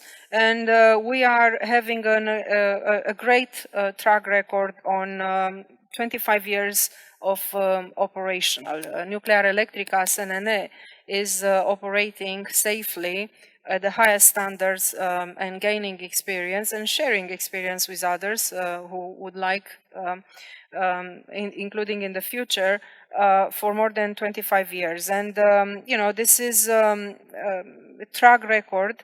Our units in Cernavoda ranking among the top in the world in this regard. So we are operating 2 CANDU reactors. First being the first one being commissioned in 1996, and the second one in 2007. We are currently developing 2 additional units on the same site in Cernavoda, which will increase our energy independence. And we are working now to refurbish the unit 1, but likewise, we are very happy to say that in the nuclear field, we do not have any dependency on Russian imports. So since the beginning of our nuclear program, the local industry, and here is a lesson that we could share, our local industry absorbed a large share of the technology and manufacturing processes specific to CANDU technologies, and we have deployed our own fuel manufacturing and heavy water facilities alongside with engineering, construction, and services. And to close, practically at the present moment with 2 units, we are ensuring 18 to 20% of our energy needs as a country, and we will go to up to 33% of the commissioning of units 3 and 4, and obviously with the SMRs. So to wrap for this part, Romania supports both the large-scale reactors as well as the new advanced technologies, and we believe that both have a valuable role to play. One is not competing with each other. Large-scale reactors can ensure clean, affordable baseload energy, while SMRs can provide grid flexibility, non-electric appliance applications such as the heat and the hydrogen, because it was a heavy discussion on the hydrogen. Look for the hydrogen from nuclear, because that's incredibly clean, and again, it's science, it's not talky-talky, and they are both needed to ensure security of supply and decarbonization. And later on, if I may, just share our great experience in partnering with NewScale. I'm proud to say that we are the first one in the region to really have that partnership, to really be first of a kind, and we took very, very concrete measurements, and it's a great project which we are encouraging everybody in the region. And I always said, for the American companies, especially, look up at this region, who is an amazing region, and it's for you to grab it. And I will end with something that I wanted to start. I'm very happy to discover that the nuclear. I am new, I have to share with you, I'm nuclear in the field. From my previous hats as Deputy Prime Minister and Minister of Justice, obviously I was very heavily involved in the energy projects of Romania, including on the Nord Stream 2 discussions. And I'm happy that Romania was courageous to oppose it at that time. I can tell you when, was the spring of 2019, and weren't easy discussions, but we've done it because it was the right thing to do. But it's very important that the nuclear is not the bow in the room anymore, and everybody is looking at what it is. And again, I'm coming back to what people are saying, more experts in the field. It's science, it's not rocket science. It's really pure science, and everybody should take it into consideration. So I end here, and I look forward to share with our very exciting partnership with NewScale on the SMRs. Thank you so much, Anna. Really appreciate your remarks, particularly when we're talking about the urgency and time being of the essence as these new projects are being implemented. We will go to Andre next. Andre, the floor is yours.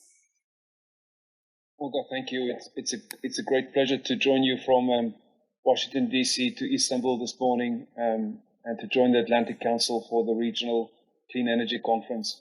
I want to agree with Anna's remarks about the importance of nuclear energy for the clean energy transition and for the future. Nuclear energy produces about 25 to 30% of the US's energy needs and about 50% of the fossil-free fuel for the US economy.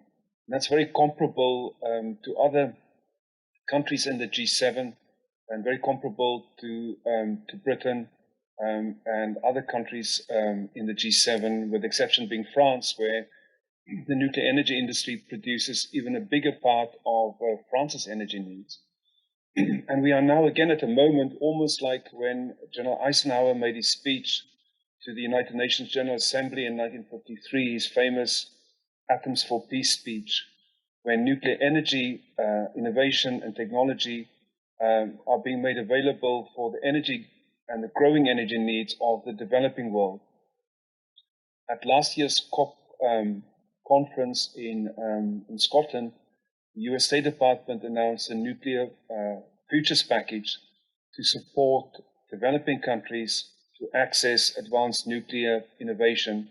Romania was part of that partnership, so was Brazil, Indonesia, and several other countries. And nuclear energy really offers a solution for the growing energy needs of the developing world. By 2040, it's estimated that about 67% of the world's energy needs will come from the developing world. And nuclear energy provides a solution that's really scalable, part of the clean energy transition, and very reliable and affordable to meet these energy needs. And there's a compelling urgency to find solutions, because today we still have almost 1 billion people without any access to electricity, and about 40% of the world's population, about 3 billion people, who don't have access to clean energy resources for preparing their food.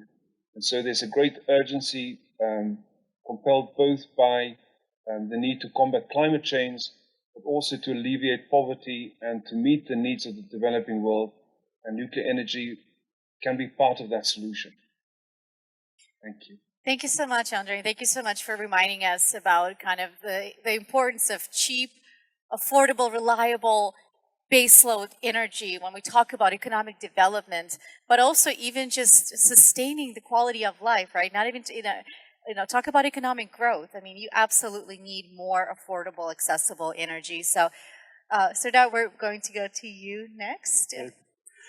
First of all, I'd like to thank also Atlantic Council and EBRD for organizing this conference. And I think it's an excellent venue to discuss this kind of issues, and it creates a great brainstorming session to find the right way for a country. We talked about diversification and carbon-free power generation, and I think nuclear energy is the solution. It's a reliable, resilient, and emission-free energy. And in the United States, actually, 55% of the total carbon-free electric generation is produced from nuclear energy. In recent years, US government has given importance to development of the small modular reactors. And there are now lots of different types of designs being developed. Anything starting from micro reactors, which are 10 megawatts, up to 300 megawatts.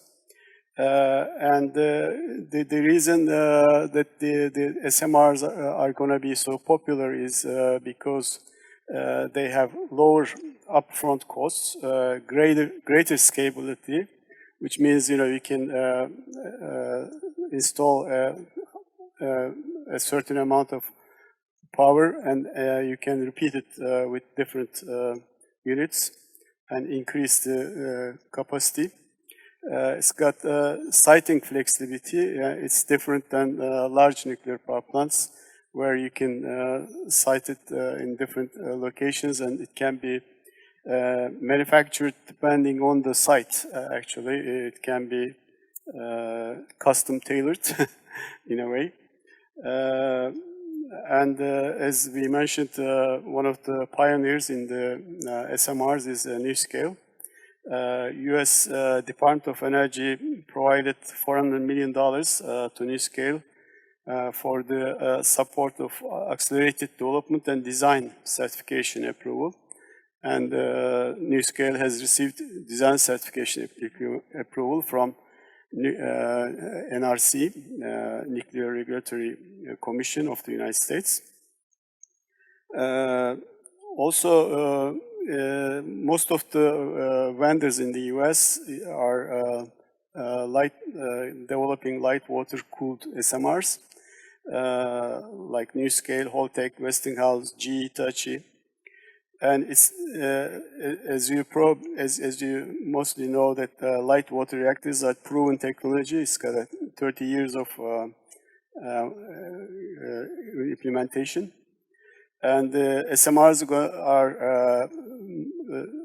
are built, factory built, and it can be delivered by truck on rail to the site in ready-to-install form, much different than large nuclear reactors. And you can build it in a size that's required, and then add additional capacity as needed. SMRs can be coupled with other energy sources like renewable energy and fossil energy if needed.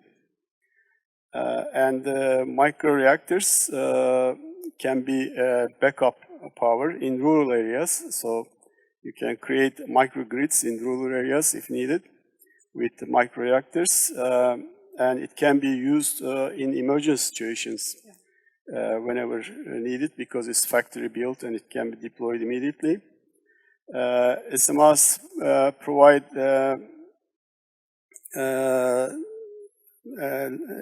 it doesn't require a large infrastructure. It can replace retired power plants if needed, and it requires less frequent fueling, 3 to 7 years. While the large nuclear power plants require 1 to 2 years of refueling. Actually, some new designs are going to require just 30 years of refueling. So it's a lower cost and faster to build, and it's off-site fabrication, and the assembly is quick. Construction cost is lower, and the duration of the implementation of SMRs are going to be much quicker. And simple design eliminates many of the large and complex systems, such as coolant pumps, external steam generators, and it's safer. Most SMRs to be built below ground, enhancing safety and security. Reactor operates using natural circulation. So in case of emergency, it shuts down safely and cools indefinitely with no operator action. No AC or DC power required. No additional water is required. And it can be used for thermal and electric power for desalination, hydrogen production, and other industrial applications. And one of the studies actually showed that in 2030, SMRs are going to have a market of $30 billion. So it's got a great future. That's all I'd like to say for now. Thank you so much. And I'm really glad that you expanded on what makes SMRs different and better. So I, saved me one of the questions. That's fantastic. So for the next one, I have quite a few questions for y'all. So I'm going to ask you if you can keep your answers to about a minute each so I can get through all of them, because I also want to, Anna, come back to you in the end to talk about some of the lessons learned that you have for us as well, because I think that's going to be fascinating. But my question now has to do with, nuclear and geopolitical partnerships and kind of the connection there, because that was mentioned by several of you and also on the previous panel as well. As Europe moves away from reliance on Russian energy sources due to the horrific crimes that Russia is committing in Ukraine right now, they self-sanctioned gas exports to Europe, and of course there is kind of overall goal for Europe to reduce reliance, but probably not as fast as it's happening right now because Russia just stopped their exports outside of things going gas moving through Ukraine and gas moving through Turkey. So how about nuclear? So the natural gas has gone down from supplying 40% of Europe's gas demand to 9%, right? What a change.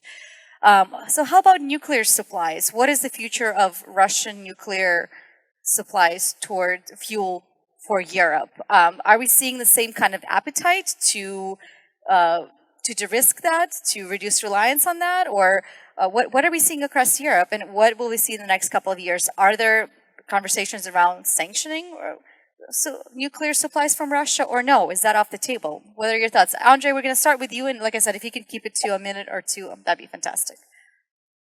Olga, we have to rebuild the nuclear supply chain as a matter of priority, and this is a major area of focus for our investment in C5, is how we can make a contribution to help rebuild the nuclear supply chain, because some time ago we lost our strategic focus on the importance of our nuclear supply chain, and as a result Russia took a large part of the market share, and today we are too dependent on Russia for key components of the nuclear supply chain. So there's a great urgency to rebuild our nuclear supply chain so that nuclear can continue to not only contribute to economies, but also contribute towards energy security. Thank you so much. And I don't know if you wanted to give this a really quick one-minute response.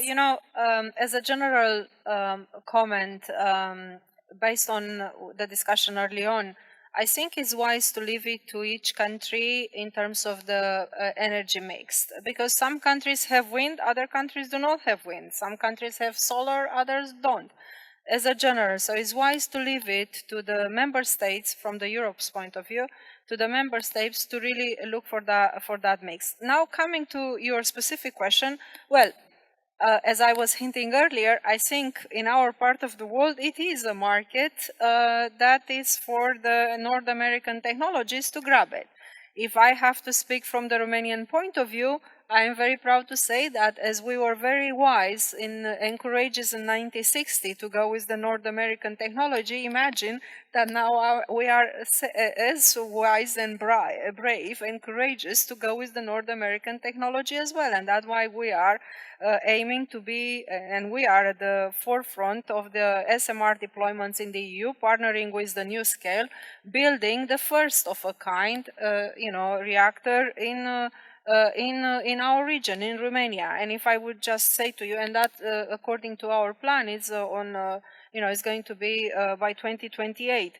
And so practically we identified the potential site, we established the SPV, which will develop the project, and in the next period we will focus on the site characterization and licensing and, pro-engineering work and so on and so forth. So on a personal view, be wise in choosing your long-term partners. And we've been very wise in choosing the North American technologies. So it's a 100-year-old marriage, right? Partnership once you sign up. So and energy, it's a strategic field. So, be wise in choosing your strategic partners. Yeah. And I won't go with the Russians, to be blunt.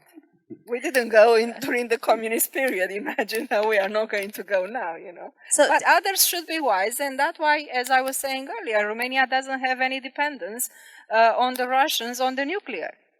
It was hinted earlier about the supply chain. I was telling in my exposure that we, during those 50 years of experience and 25 years of experience as operators, we developed the supply chain, including, internally. So I think it's a huge opportunity, including for the EU market, to develop that supply chain with a localized, component. Thanks, Anna. And I love that you mentioned the time frame, because I think people get really excited when we talk about nuclear. And all right, well, how soon? How soon can we bring these things to life? And, you mentioned 2028. Serdar, I want to come to you next and have your thoughts on some of the time frames and how quickly can some of these technologies be developed, implemented across the region. And then, do you see kind of things escalating as a couple of these projects come online, kind of everything speeding up once we get a couple of them under our belt? Yeah, I think one of the hindering points is licensing is taking time. So first of all, it is design licensing and then implementation licensing. All of these are taking time. We expect that the earliest SMRs will be in market by 2026, but microreactors can be earlier. New Scale will deploy first unit in 2027 or 2028, either in the US or Romania. So there's GE, Touch, and Holtec applied for certification with US NRC.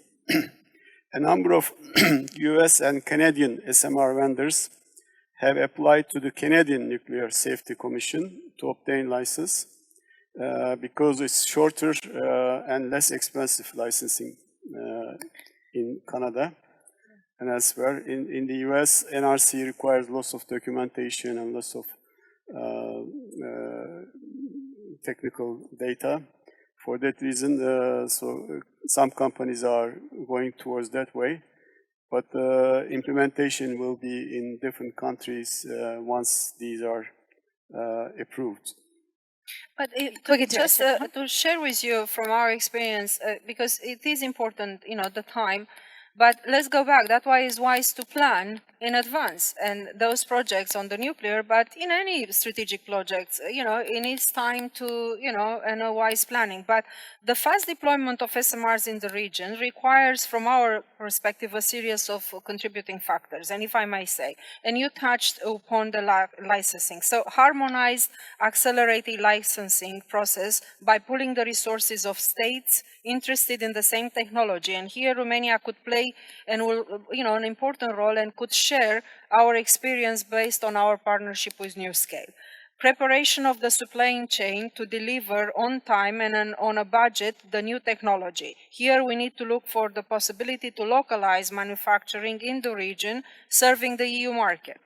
Training of workforce, don't lose sight of that. Training of the workforce for current and future projects. We are making rapid steps in Romania towards establishing a full-scope SMR training simulator at one of our technical university to prepare the next generation of operators for our country as well as in the region. And from our experience, we saw a great deal of interest for NewScale SMR from a lot of countries in the region. And as I said, we are very, very happy to share with you our experience. Don't be shy to call up on us, on Romania, on Nuclear Electrica, because we stand ready and happy to share this experience, because as you were mentioning earlier, this is a great technology. And the SMRs can ensure a smooth transition towards a decarbonized industry sector in developing countries. And you are pledging all the advantages that a SMR can have by being just put in a very poor village or on a big industrial plant and so on and so forth. So the technical people could share on that. But practically, SMRs offer answers to some of the biggest challenges and concrete answers, because it's great to talk and talk and talk. The problem is that, and that problem, you know what, I always, when I was in office, I always said, you know what, if you come to me with problems, the door is there, okay, tell me the problem, but come immediately with the solution. And I think the solutions, the SMRs can offer answers and solutions, real concrete solutions to the problems and challenges that we are facing, and including developing countries. Decarbonization, cost, deployment on time, local community support, and those could be an additional source of providing exactly what you're saying, that affordable energy. Energy should not be a luxury. Energy, it's a basic service.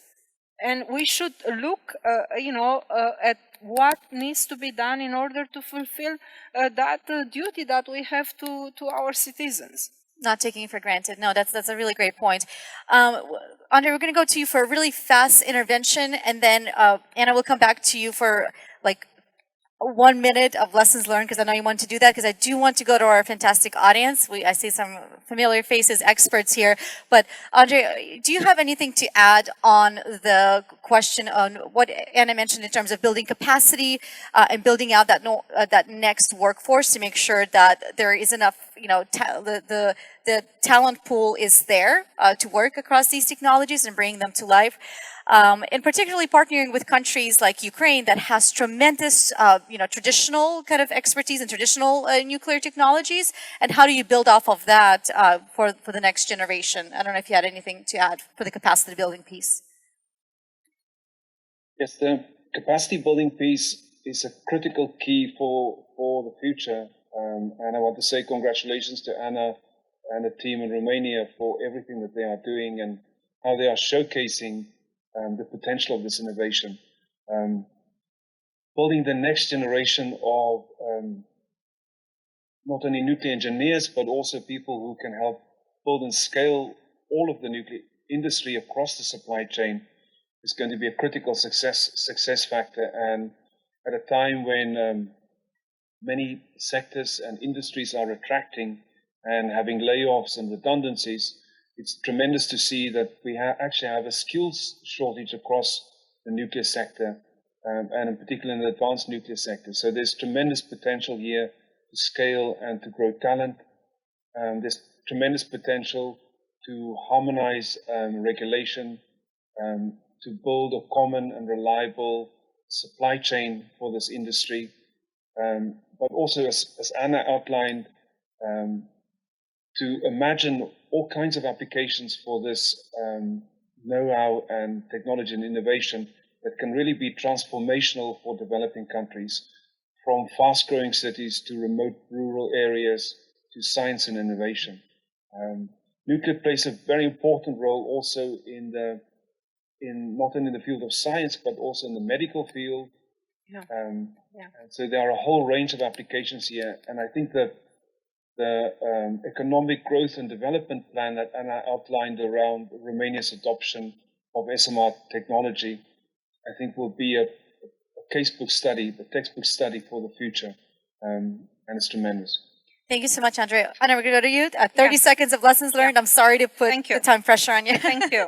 So firstly, nuclear energy requires long-term strategic and commitment. And that needs to be taken into consideration, including from the communication point of view. In Romania, during all this period, it was a great support from all the political parties and, very importantly, from the population. So a lesson is don't lose sight of the importance of communication and the acceptance of the local population, local communities. A strong and independent regulator, that's another lesson, is important in ensuring compliance with the highest safety standards and non-proliferation treaties.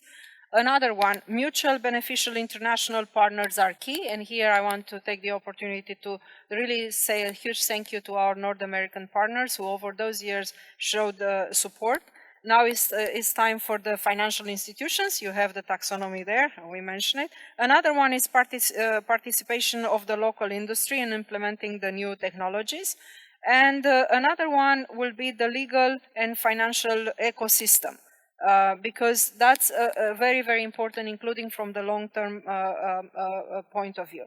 And a competent project promoter, that's an important one, and we are very lucky in Romania to have a Nuclear Electrica, who is now integrating all those projects, being an operator with a track record of excellent operation more than 25 years. And I'm not subjective, again, are the standards and the reviews done by the experts. So practically to close up, nuclear needs to be placed in the center of our political and strategic discussions about security of supply and decarbonization, and the international community can play an important role in leading the way, framing the right message. And here again, a huge thank you to you and to Atlantic Council for again making, putting the nuclear where it should be. Not being the bow in the room, as I said, because the benefits from the nuclear are huge, including, I forgot about the medicine. Look at the benefits on the medical field and so on and so forth. All right, well, it's at the top of the agenda this time, so really great. All right, so 15 seconds to ask your questions. Anna, go ahead. My question is to all of you. First, honestly, fantastic, the policy in Romania. I mean, this is a trendsetter. But my question is linked to this idea that you have to bring talent and the importance of communication and the importance of public opinion. Linked to another issue that you have touched upon, which is safety and security. In France, and I'm repeating what EDF engineer told me, a welding needs 500 signatures. Putting a cable needs 25 signatures. Mr. Pitt has highlighted the idea of harmonizing. I think that without losing in safety and security, how do you see and how do you invest in startups when, frankly, right now, at least in Europe, I would like you to tell us about United States, there are this great, to overcome these roadblocks. Thank you so much. Who wants to take that first? Serdar, why don't you go ahead, and then we'll go to others to see if they have any comments, and we only have just a little bit of time left. So. Well, I can say that, I mean, in case of SMRs especially, nuclear, probably the large nuclear power plants are not the main priority of the US government, it's the small modular reactors. And for that reason, US government has established a working group, SMR working group. And in this SMR working group, they have 34 US companies engaged in the nuclear field. And also US Department of State, US Department of Energy, US Department of Commerce, US TDA, US Exim Bank, they are all involved in the working group.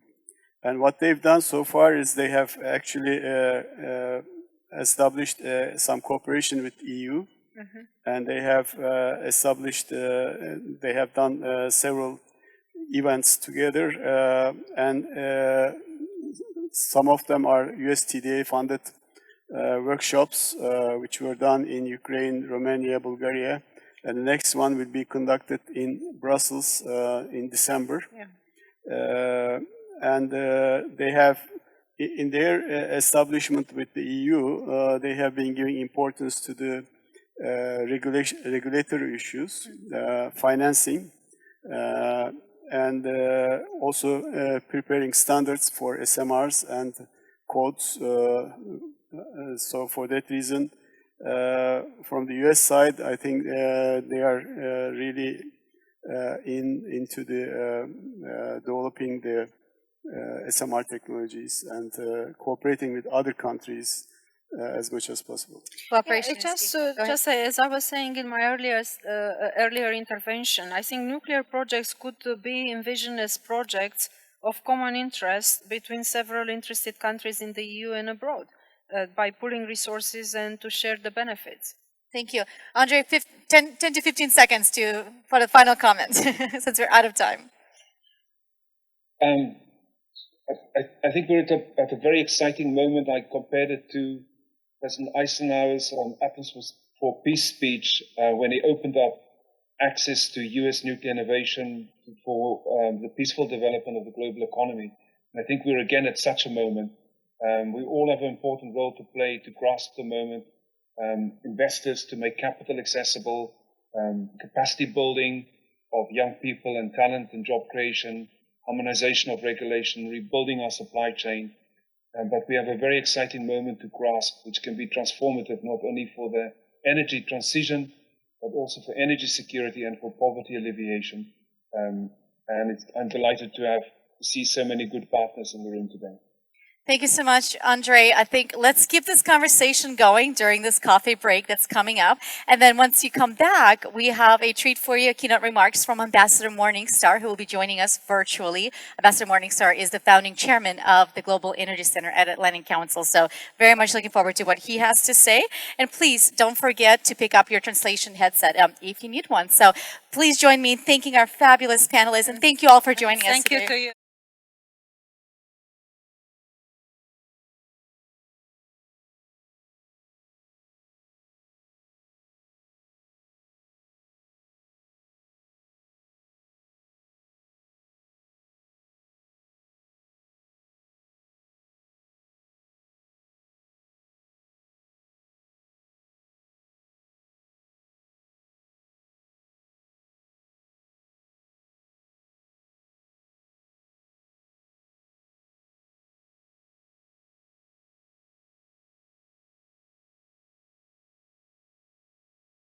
It is my great joy that, to introduce you to Ambassador Richard Morningstar, who will be joining us from Washington, D.C.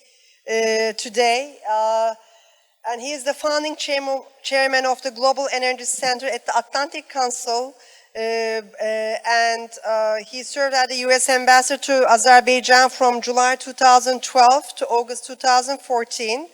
And prior to his appointment, since April 2009, he was the Secretary of State Special Envoy for Eurasian Energy. At that time, when I had the opportunity also to work together with him as we were building the Southern Corridor, now we call it TANAP in Turkey. So my former colleagues, my mentor, Dick Morningstar, the floor is yours, and looking forward to hearing you. We have a great crowd here, Dick, and wonderful to see you again.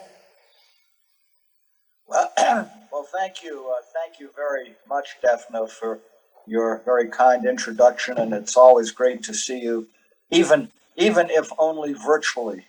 And I'm certainly very happy this morning in the United States anyway, to be able to join you for this terrific 2022 Regional Clean Energy Outlook Conference, Advanced Climate and Security Goals that you're holding in Istanbul, and appreciate the live audience in Istanbul and around the world. And I know that day one has already featured some outstanding panels on geopolitics and on new nuclear technologies. I know you're going to have more today and have a great schedule for tomorrow. I'm also really happy to be with you today because, you know, Turkey's just a really important country. And it's an important crossroads for energy, and that importance is only going to increase in the future throughout the green transition, and also given the present geopolitics of energy. And we certainly think that the discussions that you're having here this week can chart a course for Turkey to be an energy hub for years to come, enabling a sustainable and secure energy system within the broader region, stretching all the way through Europe. And especially after Russia's outrageous actions against Ukraine. And you know, even while you've been in the conference today, Russia has attacked several cities within Ukraine.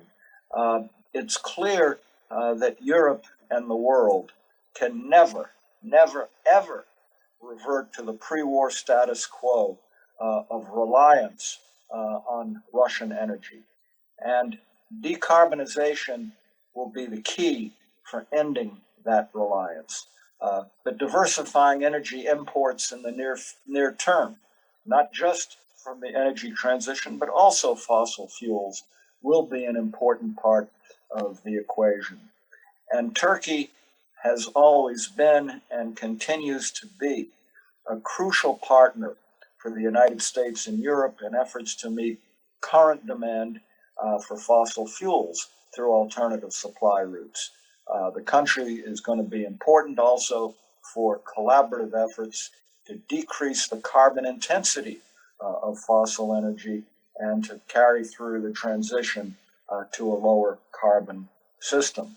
You know, we always have to remember that Turkey is a key regional ally for the United States. The overall U.S.-Turkey relationship has been a positive one. There have been ups and downs over the years, but energy and cooperation in energy has always been, I believe anyway, the one consistent part of the relationship. And the United States and the transatlantic alliance are stronger for having Turkey as a partner. Turkey is the gateway to Europe, to diversify through partnerships both in the Eastern Mediterranean and in the Caspian regions. Turkey's cooperation in transiting oil and gas from these regions has made it a linchpin for regional energy cooperation and regional energy security. I'm proud over the course of my career in the U.S. federal government to have worked with partners in Ankara and in other regional capitals to build the Baku-Tbilisi-Ceyhan pipeline, which, as you know, delivers crude oil from the Caspian to international markets through Turkey. This project was once derided as a pipe dream. I can remember one day waking up this is back in the late 90s, and there was a headline, literally a headline on the front page of the New York Times saying that Baku-Tbilisi-Ceyhan was a pipe dream. That was the words in the headline, that it was infeasible and overly ambitious. But through the cooperation with Turkey and our partners in the South Caucasus, this happened. And today, Baku-Tbilisi-Ceyhan has the capacity to deliver 1.2 million barrels per day of oil to Ceyhan and the rest of the world. And that limits Russia's ability to keep Caspian crude oil out of global markets right now.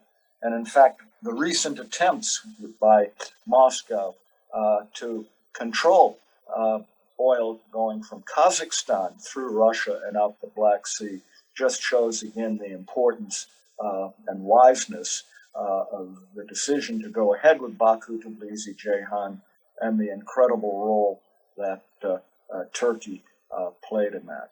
And as Daphne mentioned, I'm also was very much participated in the Southern Gas Corridor. And again, the whole idea of the Southern Gas Corridor was to get more gas to Turkey and more gas to Europe to serve as an alternative to Russian gas. There were a lot of naysayers at the time, but it's done. It was done and successful in good part because of the TANAP pipeline going through Turkey.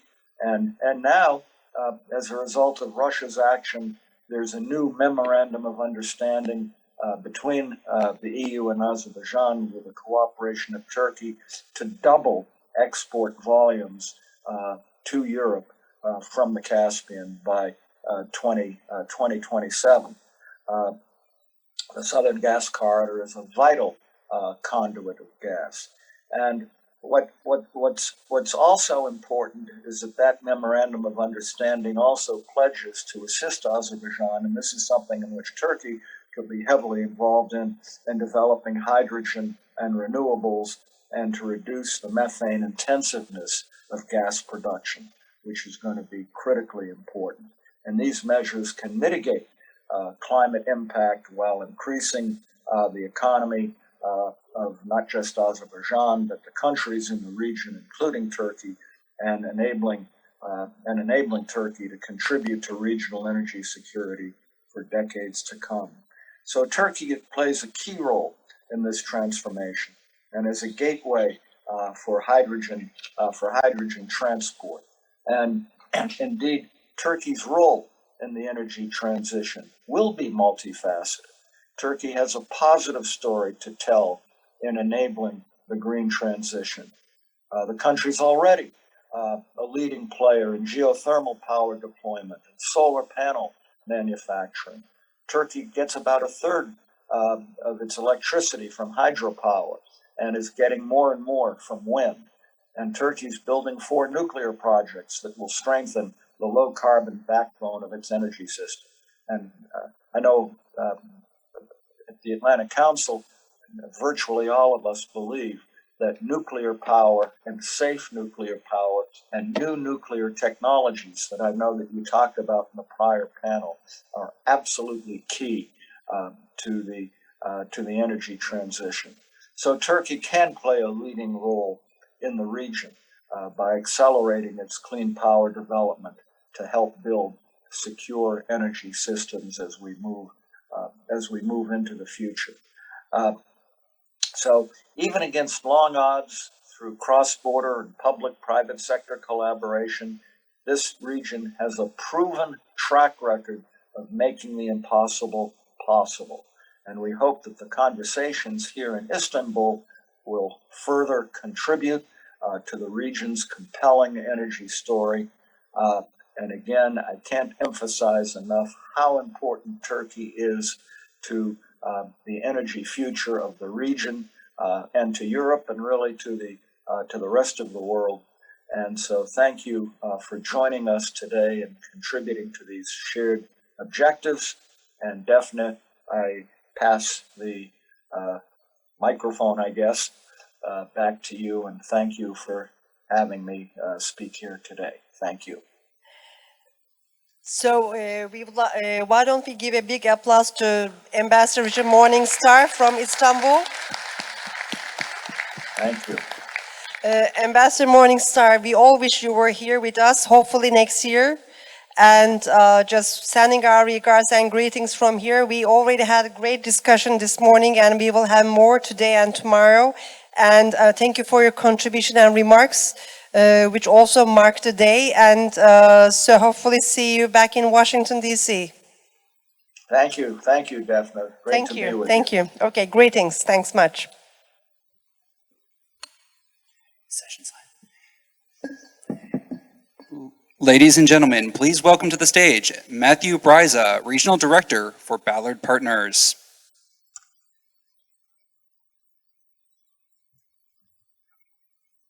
All right. Yeah.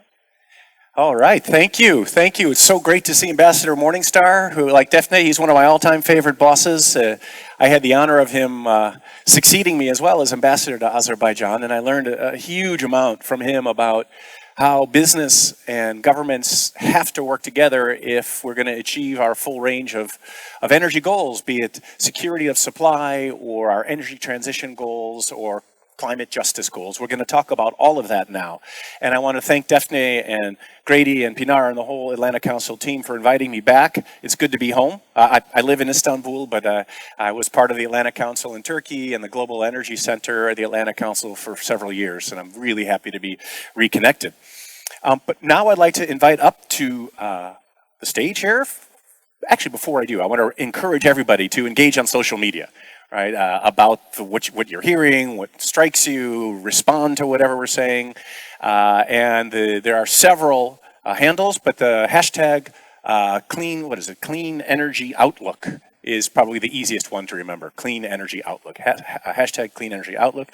It's a 45-minute panel, so I'll stop talking so we can get going. We're going to shoot for about 20 minutes of Q&A at the end. But first, I'd like to welcome to the stage Aida Sitikova, who's Director for Energy in Eurasia, the Middle East, and Africa, as well as the Sustainable Infrastructure Group at the European Bank for Reconstruction and Development, EBRD. Neil Cole is joining us from South Africa virtually. Neil, welcome, if you can hear us. Also like to welcome, hello. Hi, Neil, welcome. Great to see you. I'd also like to welcome up to the stage Ms. Ainur Saspanova, who's member of the board of the Kazakh Green Association. She will speak in Russian, but you have your translation devices there. And then I'd like to invite Birol Ergüven, who's the CEO of Limak Energy. Thank you so much, everybody, for joining me, for what I hope will help stretch our minds a bit on a very strange situation, frankly, that we are seeing right now when it comes to coal. We're going to talk about the phasing out of coal and some financing incentives and options to do that. But think back 11 months ago to COP26 in Glasgow. A lot of people complained that not enough was done, but one of the big outcomes was for the first time, right, there was a global commitment to phase out coal.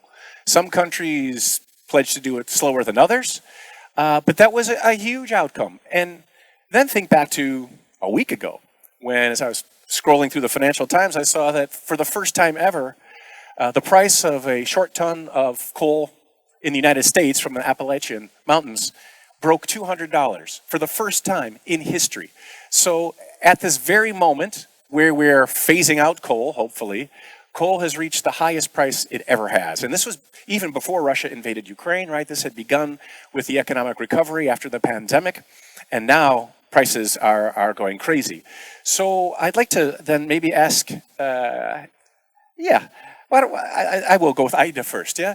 In this crazy situation, how, with coal now in such high demand, how is that influencing your investment decisions, the projects you support at the EBRD? And as a related question, what about natural gas as a transition fuel? It almost didn't make it into the European Union green taxonomy. It made it in with nuclear. How is the EBRD looking at that? Right. Can you hear me? Yeah, okay. I think at EBRD, at the core of our energy strategy is renewables. We have renewables as a sort of daily business because there's a firm belief that given the 10 years of dramatic cost increases, and despite COVID, and despite supply chain disruptions, and despite the cost hike that we've seen, renewables still are the cheapest option. And this is without factoring in carbon price that is coming in the neighborhood countries, including Turkey, and that will be putting a price of carbon firmly on every kilowatt produced. What we've also seen is that renewables are increasingly do not need subsidies. We saw countries, and well, our countries go from Mongolia to Morocco. By the way, both are highly coal-dependent countries, including Kazakhstan, where Noor is from, in the middle. And we see that those countries are switching, well, have switched to renewables on scale, and switching from the subsidized level of support for renewables like feed-in tariffs, they're switching to auctions. EBRD are running auctions, renewable auctions in 14 countries. So we really believe this is where the market is going. And of course, we will have an overwhelming carbon pricing mantra as CBAM comes online in 2026. So this firmly puts us in the right spot 10 years ago when we stopped financing new coal. But this is when we started scaling up renewables to the tune of over 11 gigawatts today, 7 billion euros. And we continue, we saw the scale up. There are, of course, associated costs of intermittency and system stability and grids reinforcement, but this is still the cheapest form of energy. In terms of gas, yes, indeed, this has been a very disruptive year, as you rightly said. The bank put together a resilience package of support for Ukraine, under which the bank provided financing not only to Ukraine, but to neighboring countries as well. So it's Moldova, Bulgaria, Romania, where we did help the countries with the energy security aspect. And this is the twin challenge. So we face energy security and we face climate change. These are not mutually exclusive, so we see it as going together. Now, gas is clearly, you mentioned the EU taxonomy and the role of gas. In some of the countries that I mentioned before, gas is a transition fuel. When the country is 70% coal dominated, even Poland in Europe, it's impossible to start burning something and to switch to, it's minus 30 in Kazakhstan, okay? It's really, gas does have a place, we see it. We are, as a financier, very selective in terms of when we finance gas. It really has to meet certain criteria. There has to be mitigated or low carbon lock-in risk, meaning things like green hydrogen come into place, or any low carbon hydrogen. We're colorblind on that. So it's really, the country has to show that it is on the low carbon pathway to carbon neutrality by mid-century. There has to be the highest standards of doing it. And just as an example, in terms of coal phase out, we are currently looking at a project in Kazakhstan where we replace lignite with gas in the middle of the city, CHP, combined heat and power plant. And this is an example of where gas has a role. Ideally, it happens this side of the decade before 2030, so we reach their peaking. We decommission old thermal capacity, and gas has a role of facilitating renewables actually deployment, providing that flexibility to the system. And this is where we are. And just final note, we discussed with Anu earlier, in those coal-rich countries, I don't know if this rich is the right word, the simile I can make is the Stone Age didn't finish because, it's not my phrase, of course, because people ran out of stone. So when Kazakhstan says that they have 300 years worth of lignite reserves, this is actually, it doesn't, but Kazakhstan is deploying renewables at scale, moving to auctions, and this is what we want to support. Thank you. Thank you very much. Thank you for being so concise, so clear, so insightful. I'm not going to try to draw out every point, but an underlying crucial point is it makes financial sense now to invest in renewables, right? And so as of 2020, it was more cost effective or cheaper, fancy word, cheaper, to invest in, of course, new renewable electricity generation capacity versus new coal generation. But today, the technologies continue to advance such that investments in infrastructure-heavy renewable projects in some parts of the world are actually cheaper than the operational costs of existing coal-fired power plants. That's powerful. Maybe we'll talk about it later about how there could, is there a tipping point at which there doesn't need to be all sorts of government support and enlightened policies to enable the deployment of renewables, but I'm not quite sure we're there yet. And so I'd like to turn to Neil in South Africa to talk about how governments and the private sector are working together in South Africa. I mentioned COP26, and you are finance specialists in the Just Energy Transition Partnership, which for South Africa, which grew out of COP26, right? And it's an $8.6, I guess, billion partnership with participation or funding from the European Union, United States, United Kingdom, Germany.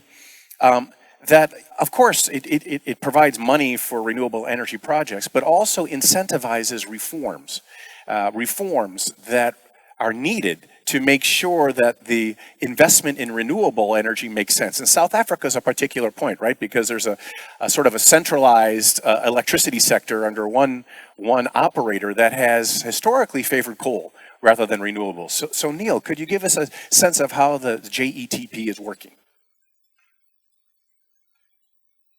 So thank you very much, and thank you to the Atlantic Council for the opportunity. inviting me, and also opportunity to just hear those insightful insights by earlier speakers. So speaking about JETP and the 8.5 billion, we've, or at least several estimates have put the financing need between 65 billion US and about 95 billion US. So the 8.5 billion, it's somewhat off from that amount that we require, but plays a big push role as a catalytic instrument, and also I think illustrates the various types of financing instruments that we're going to require to achieve that range that I spoke of, the 65 billion to US 95 billion. We will be taking a JET partnership investment plan to COP27, and obviously in that plan we will provide more specifics on the financing needs required over the next 5 years. What we do know is that we're going to have to access various sources, financing instruments, and also disbursement channels. And what the IPG offer from the International Partnership Group does is that it provides several opportunities to leverage the offer and international funding from multilateral development banks, development finance institutions, both local as well as international. Also, the private sector is going to have an important role here. Philanthropic foundations have also been participating in some of those discussions that we've been having. So that 8.5 provides that catalytic role into different types of financing, and also a blend of financing that we know we're going to require. The offer is, I think, a microcosm of the kinds of financing. So it comprises of grants, concessional and commercial funding. And this funding is mainly geared towards the decommissioning of coal plants, funding alternative job opportunities in coal mining areas, and the deployment of renewable energy. But we're also aware that the financing that South Africa seeks will need to be affordable, it would need to be sustainable, and also enable the country to efficiently manage the decommissioning of coal-fired power stations in a way that strengthen and expand also investments in our transmission grid and also our distribution networks. And I mean, as you allude to, we have a monopoly in our energy supply. It's a monopoly utility company that owns our coal-fired power stations. It owns our transmission grid and also the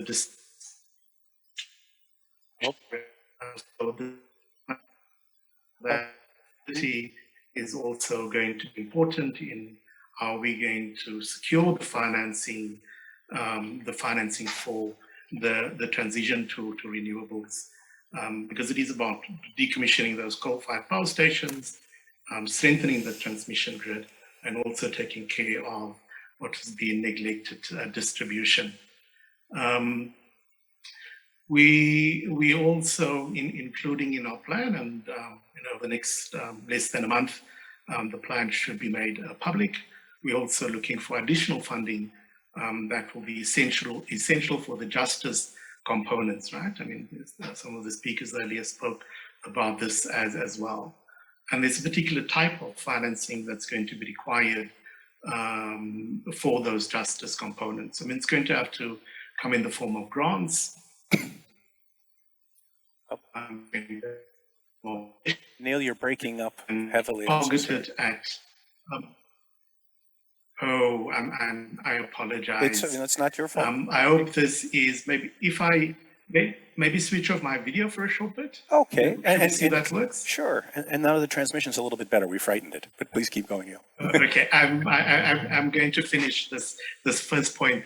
So I was speaking about this additional funding that will be essential for the justice components, and this is going to have to be through grants, concessional lending, in order to prepare the social safety nets that we believe we need to put in place, and also to begin that regional diversification efforts. Workers in the coal sector would need retirement packages, as well as retraining, and also building up of new skills for the renewable energy sector. So what we have been doing, and coming to the point that you made about working in partnership with the private sector, what we have been doing since the offer was made in Glasgow is that we were meeting with DFIs of the partner countries, so DFC in the US, BII in the UK, AFD France, KfW Germany, GIZ Germany, etc. We've also been meeting with multilateral development banks, the World Bank Group in particular, the African Development Bank.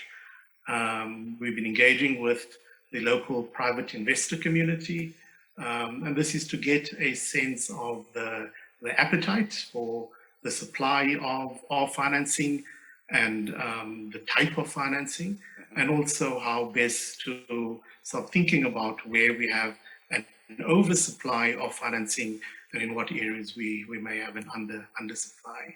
And then this has been some of our preliminary findings.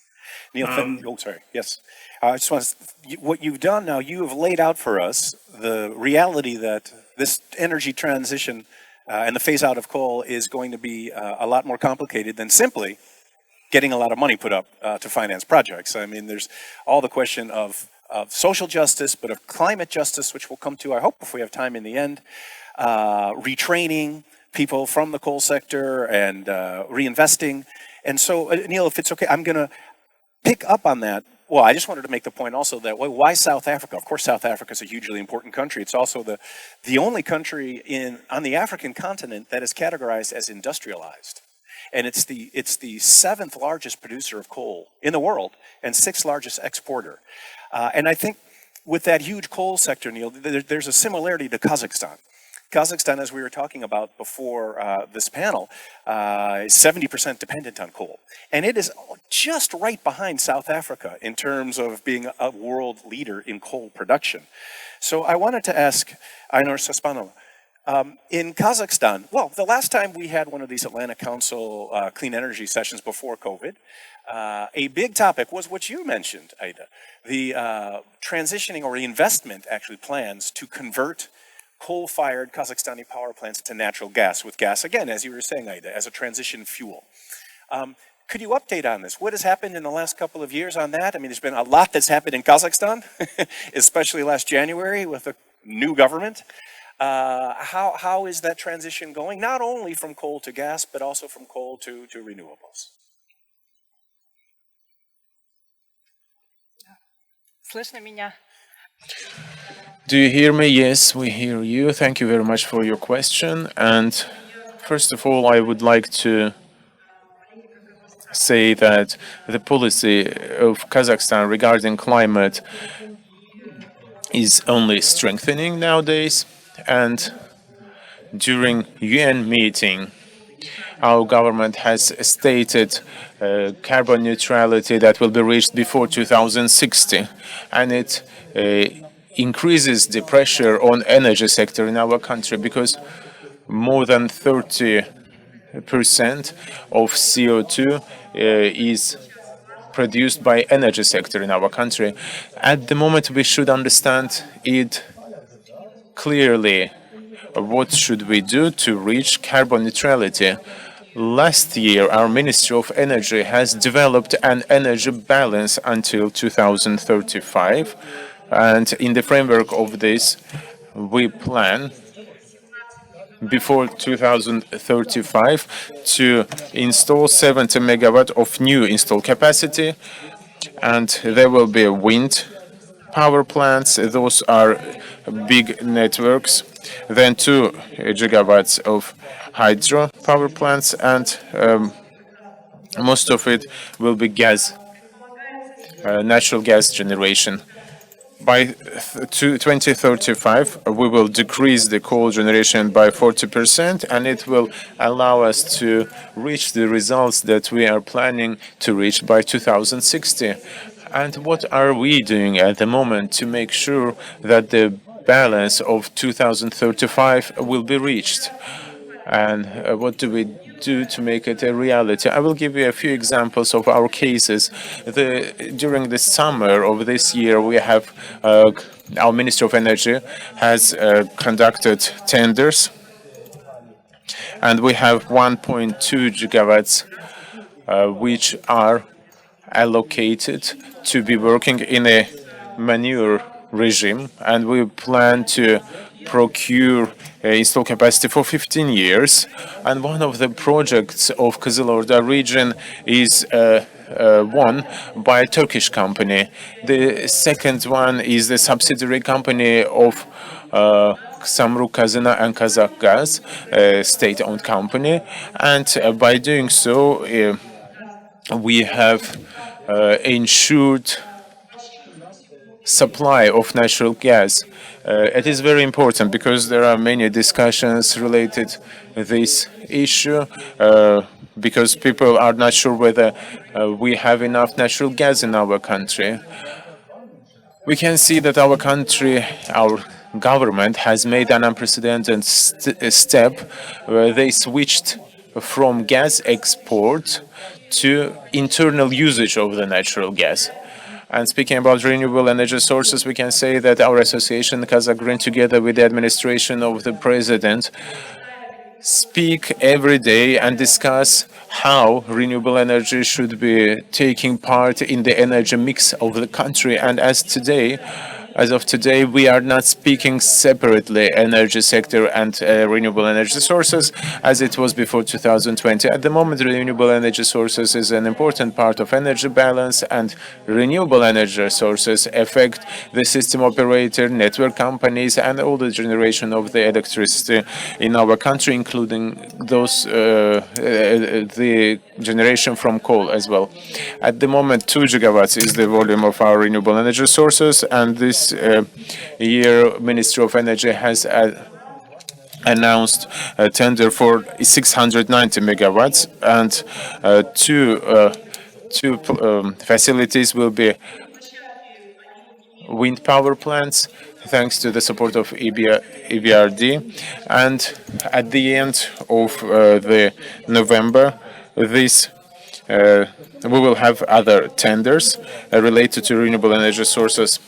And I think it will be very interesting. This is what we are doing at the moment, but we shouldn't forget that the coal generation is also an issue related to social problems, and not only tariff-related issue, but also of employment, because coal generation is employment not only of coal production companies, but also for coal power plants. What are we going to do with those workers that are working at these workplaces in the future? We will have to answer these questions too. I don't know if you speak Russian, so I just want to assure you that you just heard a description of powerful vision that the government of Kazakhstan has, working together with NGOs to reduce the dependence on coal from 70% to 40%. And there are a whole series of specific investments happening, including with a Turkish company. We're going to come to one right now, not the same one. But Ainur was also making some points similar to yours with regard to the fact that this transition and phasing out of coal isn't simply an investment issue, but it's an issue that is social in nature and has so many social costs and opportunities that need to be taken care of as well as part of the policy mix. So we've heard very similar approaches and visions now. And the EBRD has been so helpful as well in financing this. It's not really a pilot project, it's a big project to convert from a coal-fired power plant to natural gas as a transition fuel.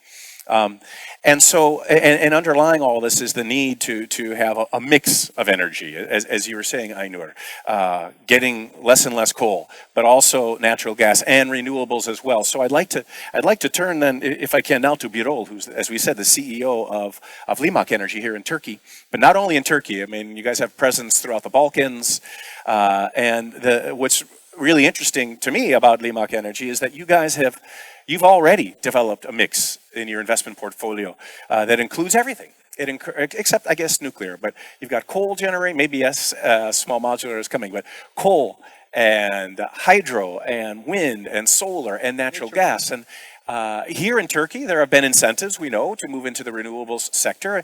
Could you give us a sense of, from your perspective as the CEO, what has been driving your investment decisions and how realistic in Turkey, with a big indigenous coal industry as well, is the phase out from coal here? Thanks, Peter. Thank you very much. Actually, as a private company, we are the ones who execute all the necessary work at site. There are regulations, laws, incentives. At the end of the day, actually, we are planning and designing our way.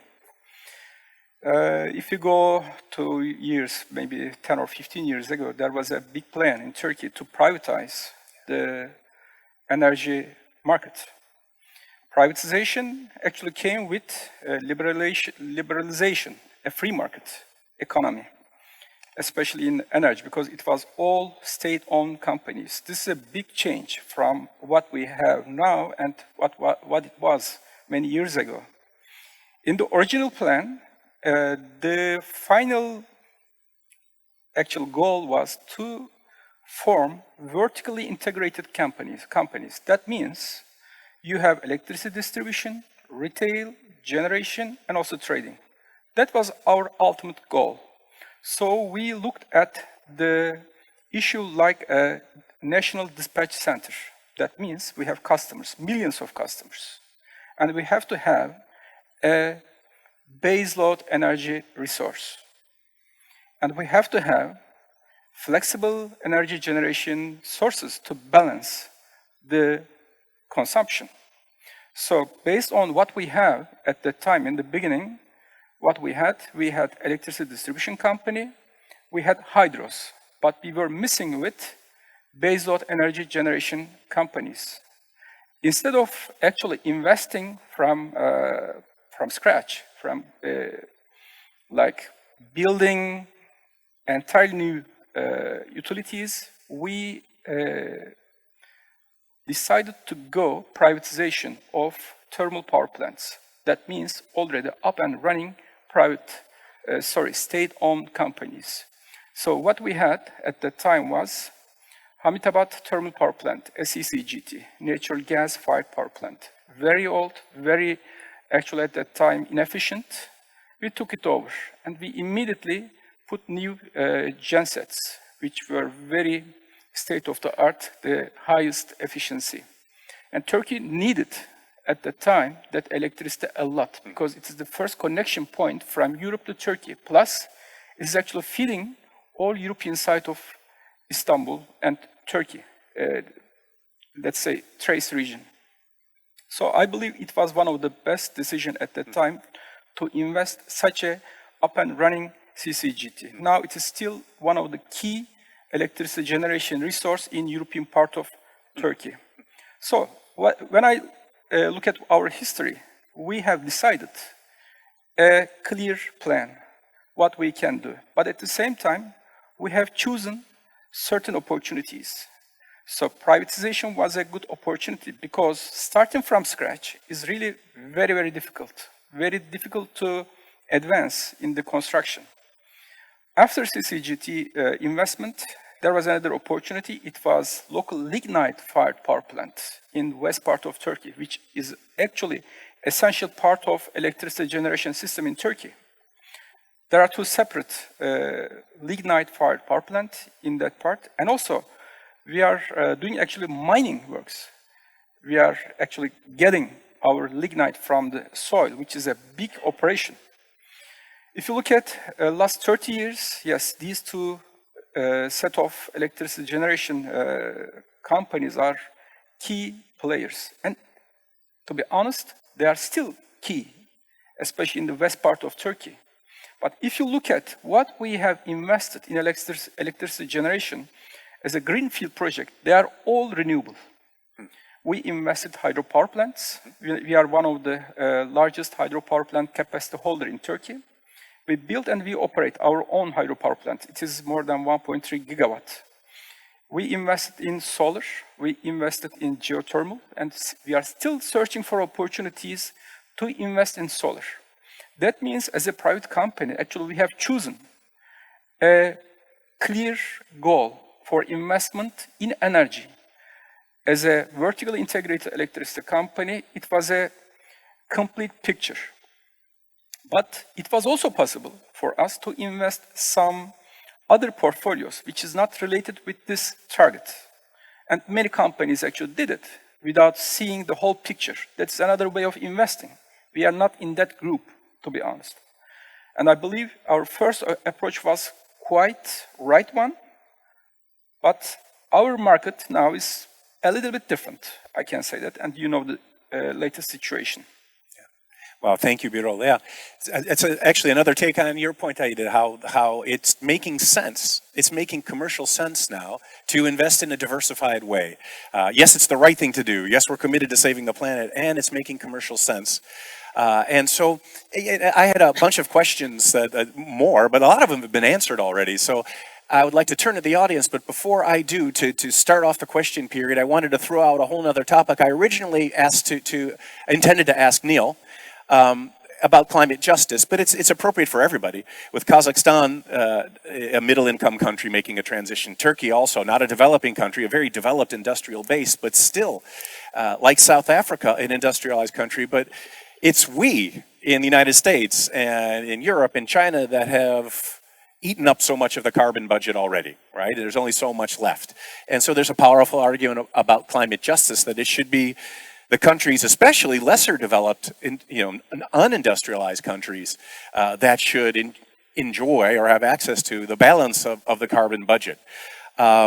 So I guess well, this is for any panelist. But Neil, why I thought of this with you is because when I think about the JETP and how important coal is, like for Kazakhstan, to your economy, and as I said, South Africa is the only country designated as industrialized on the African continent.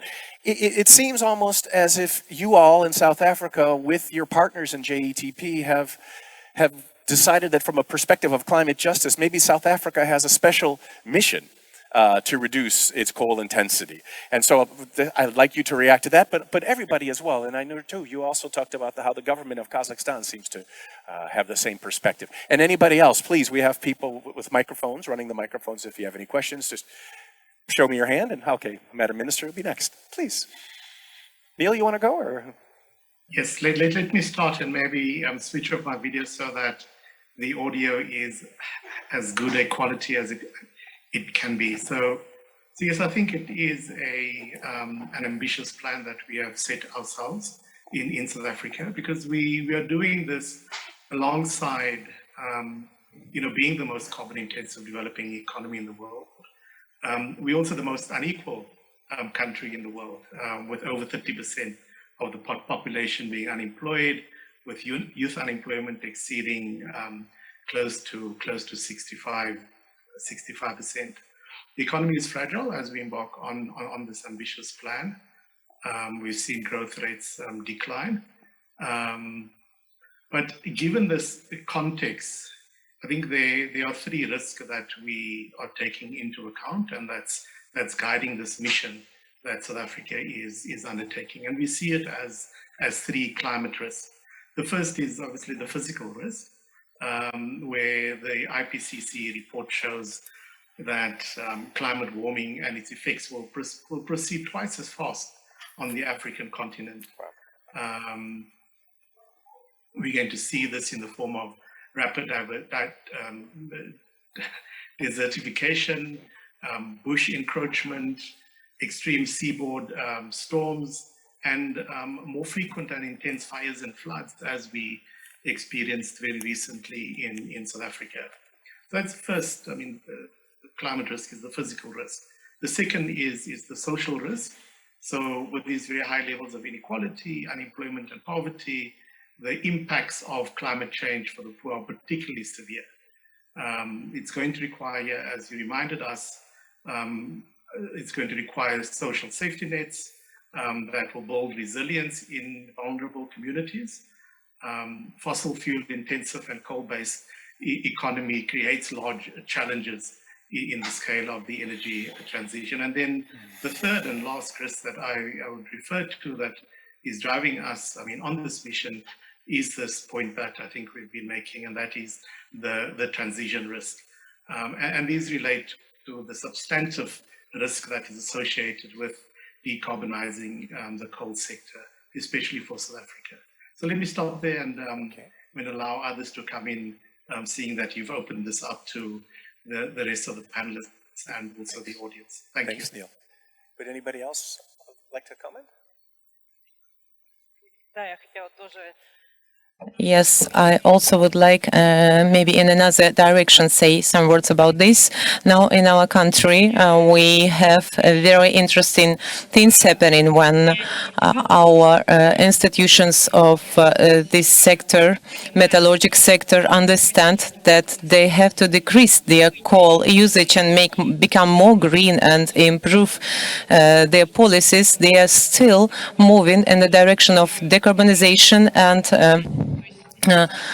using renewables. So here we have demand from energy consumers, and from this point of view our metallurgic institutions and companies who are the providers of this energy on another markets, they understand that have huge risks in the future in front of other companies. In the same way our national companies also develop their own strategy of decarbonization to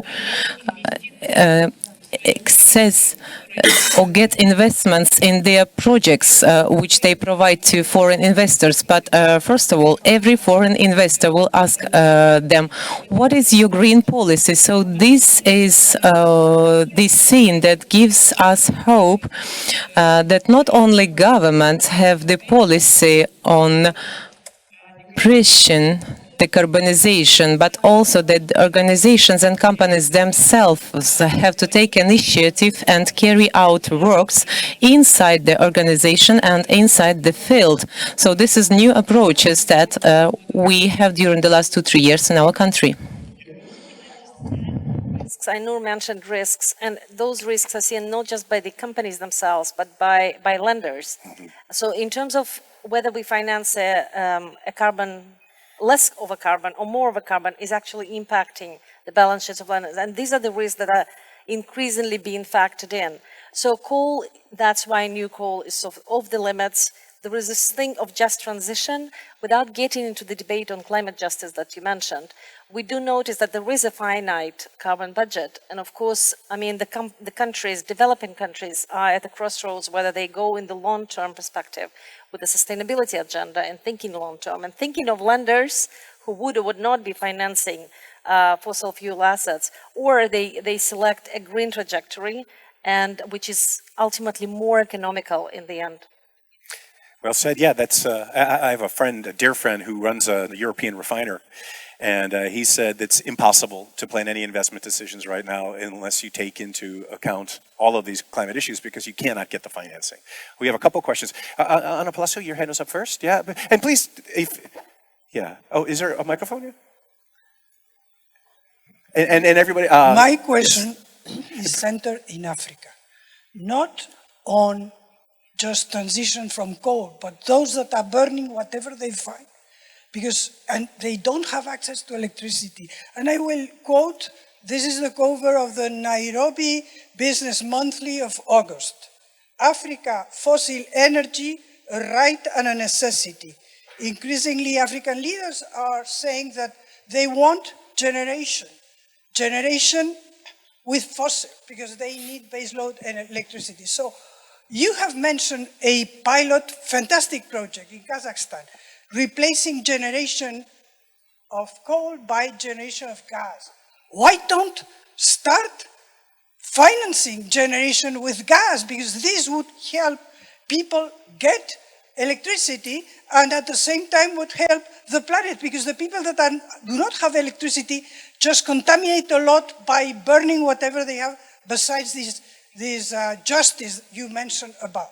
And that was just for everybody. That's you know her already, Ana Palacio, former Minister of Foreign Affairs of Spain. And there's a follow-up question by the other Ana sitting right next to her, Ana Bishal from Romania's Atomic Energy. Any other Anas that would like to add?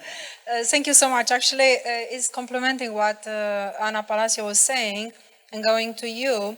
When you are considering to, well, some countries are considering to close the coal plants and are putting and considering heavily to put new technologies such as SMRs.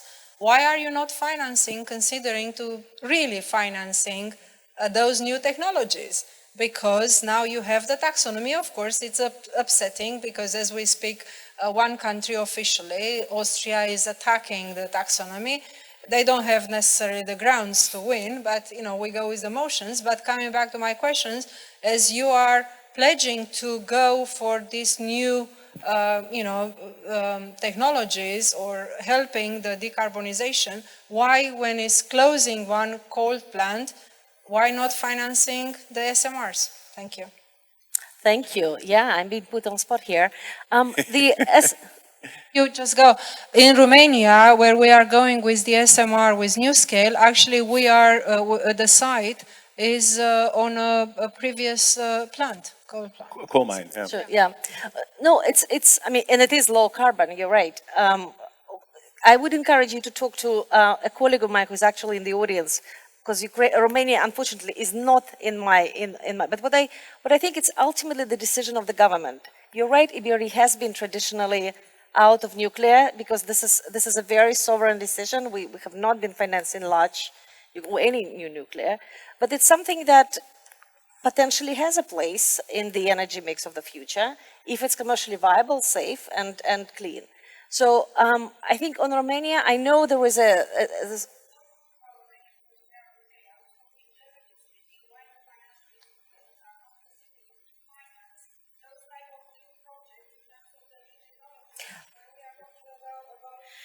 because we know that in nuclear, for example, you need the long-term planning, and financing is right bang there from the very beginning. So do not particularize, please, on Romania, because we are in we have the financial support, including from the government. That wasn't my point. My point was, as financial institutions, why are you not considering to actually finance from the very beginning?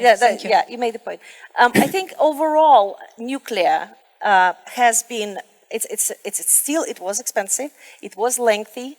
SMR, I mean, I don't want to particularize Romania, but SMR in any other country, we have not been tabled a proposal, certainly not in our geography, from Mongolia to Morocco. We see large nuclears sort of being considered, but if it's tested, if it's bankable, if it's the government's decision to go ahead, you know, who knows where we will be? Ask Zhegash where he will be in Eastern Europe. But back to Ana Palacio's question on Africa and people burning and basically the continent contributing a minuscule part of emissions, not enjoying the economic growth, and when they actually want, you know, they want to achieve the economic state of development, they think fossil fuel is the way to get there. But if we frame the question a little bit differently and see that African continent can be a locomotive of global decarbonization, with all the resources that they have there, we're just in the North Africa and a little bit of Middle East, but the whole continent offers enormous potential of doing things with probably less of fossil fuel and looking decentralized generation, again, addressing energy poverty in Africa. So it's a debate. It's a debate, I agree. It's not an easy debate, just transition is not an easy debate.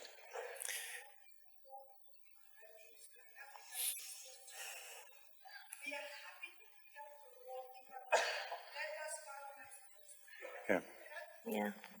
Minister Palacio is saying, for those who couldn't hear, there's an African friend of hers, a minister, who says, we're happy to decarbonize, but let us carbonize first. So that was the whole point of my question, exactly. Thank you. We have 3 minutes left. I'm looking for any other questions. I wanted to pick up just for a moment on what Anna was talking about, the other Anna from Romania.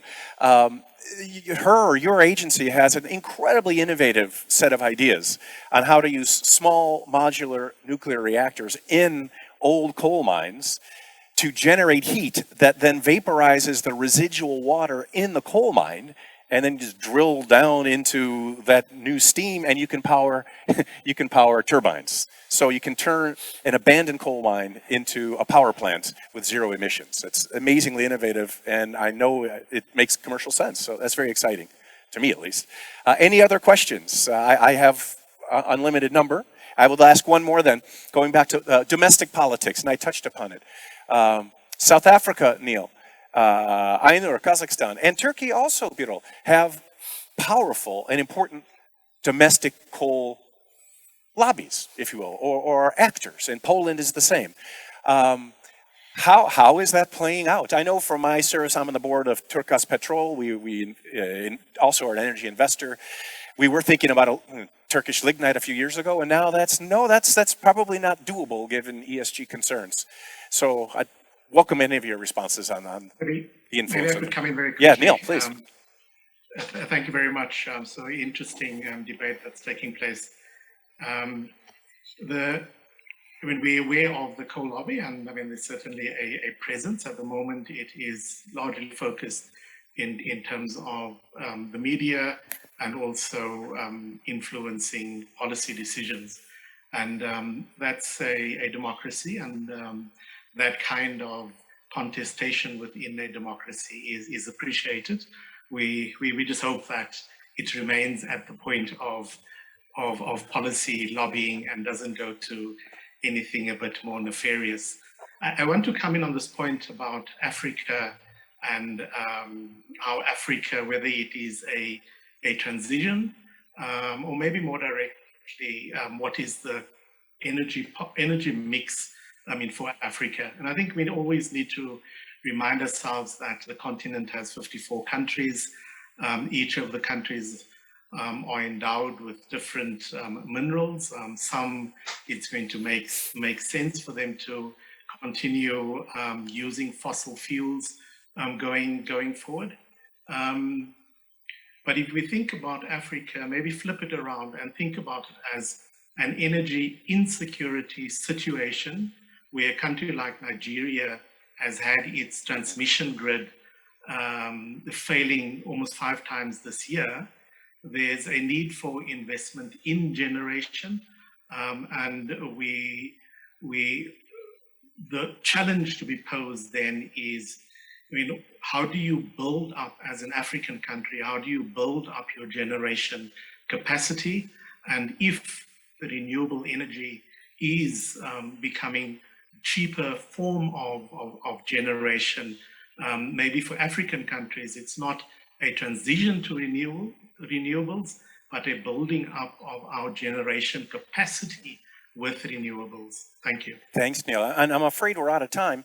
If somebody has a burning comment they wish to make, please do. Otherwise, that's a beautiful note to end on. Would you like? Ainur? I would like to say only one thesis for the recent years. From 2009, I'm working in energy sector, and at that time, coal lobby was very strong, and the decarbonization politics was not going on. But today, this is such an evolution process, and we have such a number of weak sides in our infrastructure, and we have to improve all of that to decarbonize our energy sector. But one big advantage that we have this year is energy lack is because of energy renewables. So introduction of energy renewables is a positive moment in Kazakhstan. Thank you all. Thank you for such thoughtful, again, focused, succinct contributions. It was an honor to be with you. Thank you.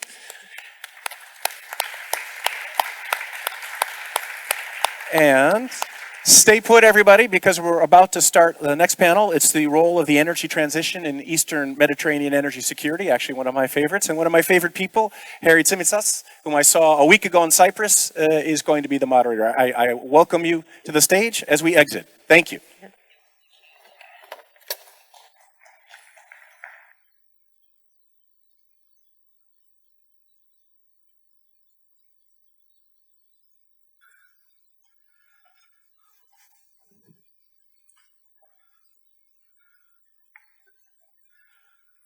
Thank you for staying, everyone. This is going to be a session on the Eastern Mediterranean. We'll try to take all of what has been discussed in the morning and narrow down to an area where there is a lot of hype at the moment, whether things will go in a particular direction or the other. There is heightened discussion whether the East Med could again be a contribution to European energy security. This is going to be discussed now. This is going to be a 60-minute session with 4 very distinguished speakers that I shall ask to join me in a second. Remind you that this session is going to be on the record, and we're very much encouraged to follow the tags that will appear again on the screen. AC Istanbul, AC Global Energy, EBRD, and the hashtag Clean Energy Outlook. Please be active on Twitter, as we tend to be. I'll open the floor 15 minutes before the session ends for discussion and questions from the floor. And we'll then give way to the last keynote speech of the day, for which you're very much encouraged to stay behind, the keynote remarks by Mary Bruce Warlick. I'd like to invite the speakers, if we may. Ambassador Kinji, Eric Olson, please, Charles Elinas, and Ariel Ezrahi. Yeah, please take your seats.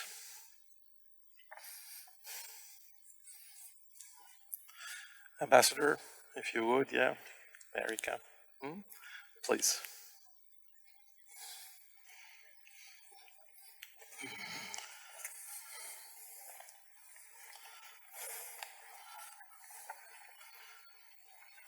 So, Excellencies, distinguished guests, ladies and gentlemen, dear friends and colleagues, a very warm welcome to you again on behalf of Atlantic Council's Global Energy Center.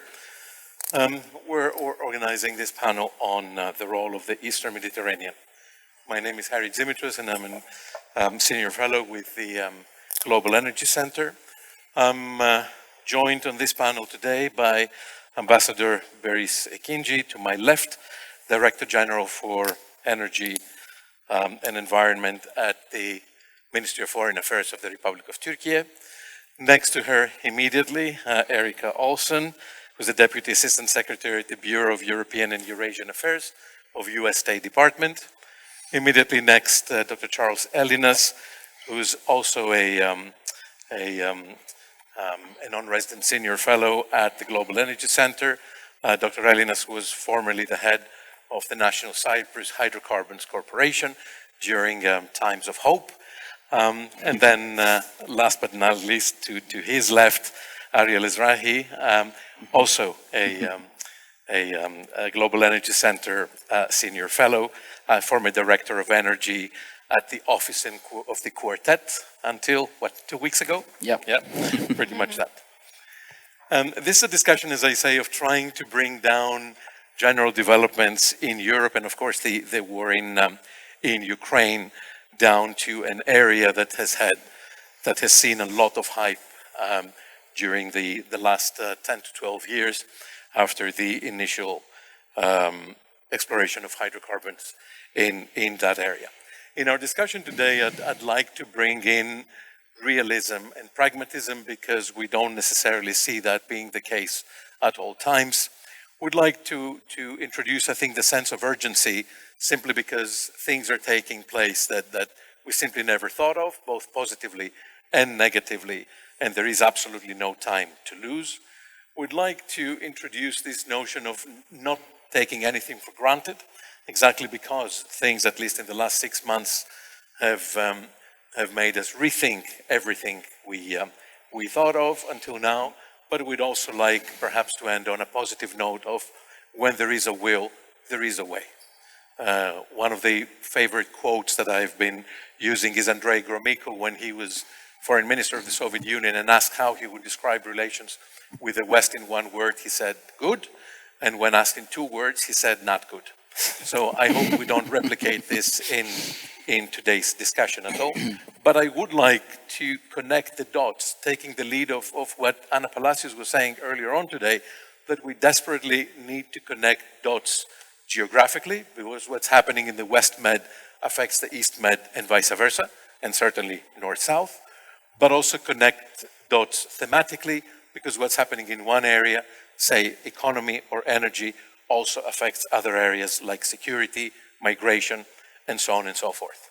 And in doing so, I'd like us to do 2 things at the same time. Have a look on the ground, but also go 30,000 feet up and have a helicopter view of the region, of Europe, and even of the world, and see how these developments inform of where we stand in our nitty-gritty issues in the East Med. And then allow me, if I may, to start with Ambassador Akinci. Ambassador, the war in Ukraine has obviously affected both the energy situation of individual states and the broader energy schemes of Europe. What would you say has been the impact on Turkey? In light of the current situation, that is, how do you evaluate Turkey's immediate and medium-term energy needs and resources? How would you say current developments affect energy supply? And what kind of an effect do they have on existing planning? In particular, if you like, how do they impact transition to renewables? Thank you very much. Thank you, and I would like also to thank the organizers, for inviting me. It's always a great pleasure to be here. Of course, as you have stated, the war in Ukraine has impacted, the energy sector at a global scale, and it has reminded us the importance of energy supply security and access to energy. When you look to Turkey might have, of course, has a comparative advantage compared to some of the countries in her west. She has been working, we have been working for decades, on the diversification of sources and routes. And so when we look at our installed energy capacity, we can see that renewables are included. About almost 55% of the installed capacity comes from the renewables. Then you have coal, you have natural gas, of course, as very important ingredients. So diversification with regards to routes as well. We do import natural gas from Azerbaijan through pipelines from Azerbaijan, from Russia, as well as from Iran. And of course, LNG as well has come as a very important dimension in our gas imports. And Turkey has been one of the countries which has begun its investments on LNG a couple of years ago. So it has been, of course, very timely. And now, that our import capacity is quite high. We are third in the European market as regards to import capacity after Spain and UK. Of course, one of our advantages as well is that our energy infrastructure is connected to the EU's. And having said that, it seems to us that there is a perception sometimes that with the ongoing crisis that we are, we are less affected than our Western neighbors, which is not true. Turkey as well is very much affected with regards to the current crisis when it comes to the volatility, of the market, the unpredictability, and the tightness of the gas market. So we do as well, of course, are very concerned of the coming months of the coming winter. Of course, what can we do? There's no fast track remedy for that. I mean, this is true for everyone. Of course, another component which will be important in the coming years for Turkey is the nuclear. Nuclear will come as well, I mean, as a part of the equation. And I believe that in the years to come, nuclear will continue, of course, to be a part of the equation, but maybe mostly through small modular reactors, as it has been discussed previously. And last but not least, of course, the emphasis on renewables. This is, of course, I mean, the clean energy as well has been a pillar of our energy supply security for years. And Turkey ranks 5th in Europe and 12th in the world. I mean, when it comes to installed capacity in renewables, our solar energy capacity has reached almost 9 gigawatt, and we are continuing to work on that, as well as we have a quite an ambitious policy with regards to wind. And so this is, of course, this is an aspiration which is in line with our net zero target for 2053 and our fight against climate change. Thank you very much, Ambassador. We'll come back to Turkey's vision for the immediate future. But let me start beaming things up a little bit and turn to Charles, if I may. Charles, my first question to you has two streaks. The European energy transition emerging from the war in Ukraine has refueled debates in the Eastern Mediterranean on the importance of the region for European energy security and its potential for contribution to it. But it reminds me of debates we've had on the subject in the past regarding gas. So is that true? Can you give us a realistic account of where things stand, placing the East Med energy resources in pragmatic parameters, if you like, given the global and European situation? Well, I'll pick you on the first statement you made. By the way, thanks, Carrie. Thanks, Atlantic Council, for getting us here. Perfect occasion to discuss energy in the East Med and everything else that goes around it. Let me pick you up first on the first statement. The EU is passing confusing messages to the East Med. On the one hand, they keep telling us that they need gas, the EU needs gas for the next 10 years to get rid of Russian gas, but beyond that, it fully intends to get rid of natural gas altogether and move into renewables and all of these good things. That, of course, does not support long-term projects. So any projects in the East Med that require more than 5 or 6 years to come together and 20 years life don't fit that. And yet, when we have Ursula von der Leyen coming to the region and telling everybody, we need your gas, full stop, everybody in the region jumps up and says, oh, well, great, I mean, forget about this long-term thing. Ursula said we need the gas, then she needs gas from the East Med, therefore forget about other plans.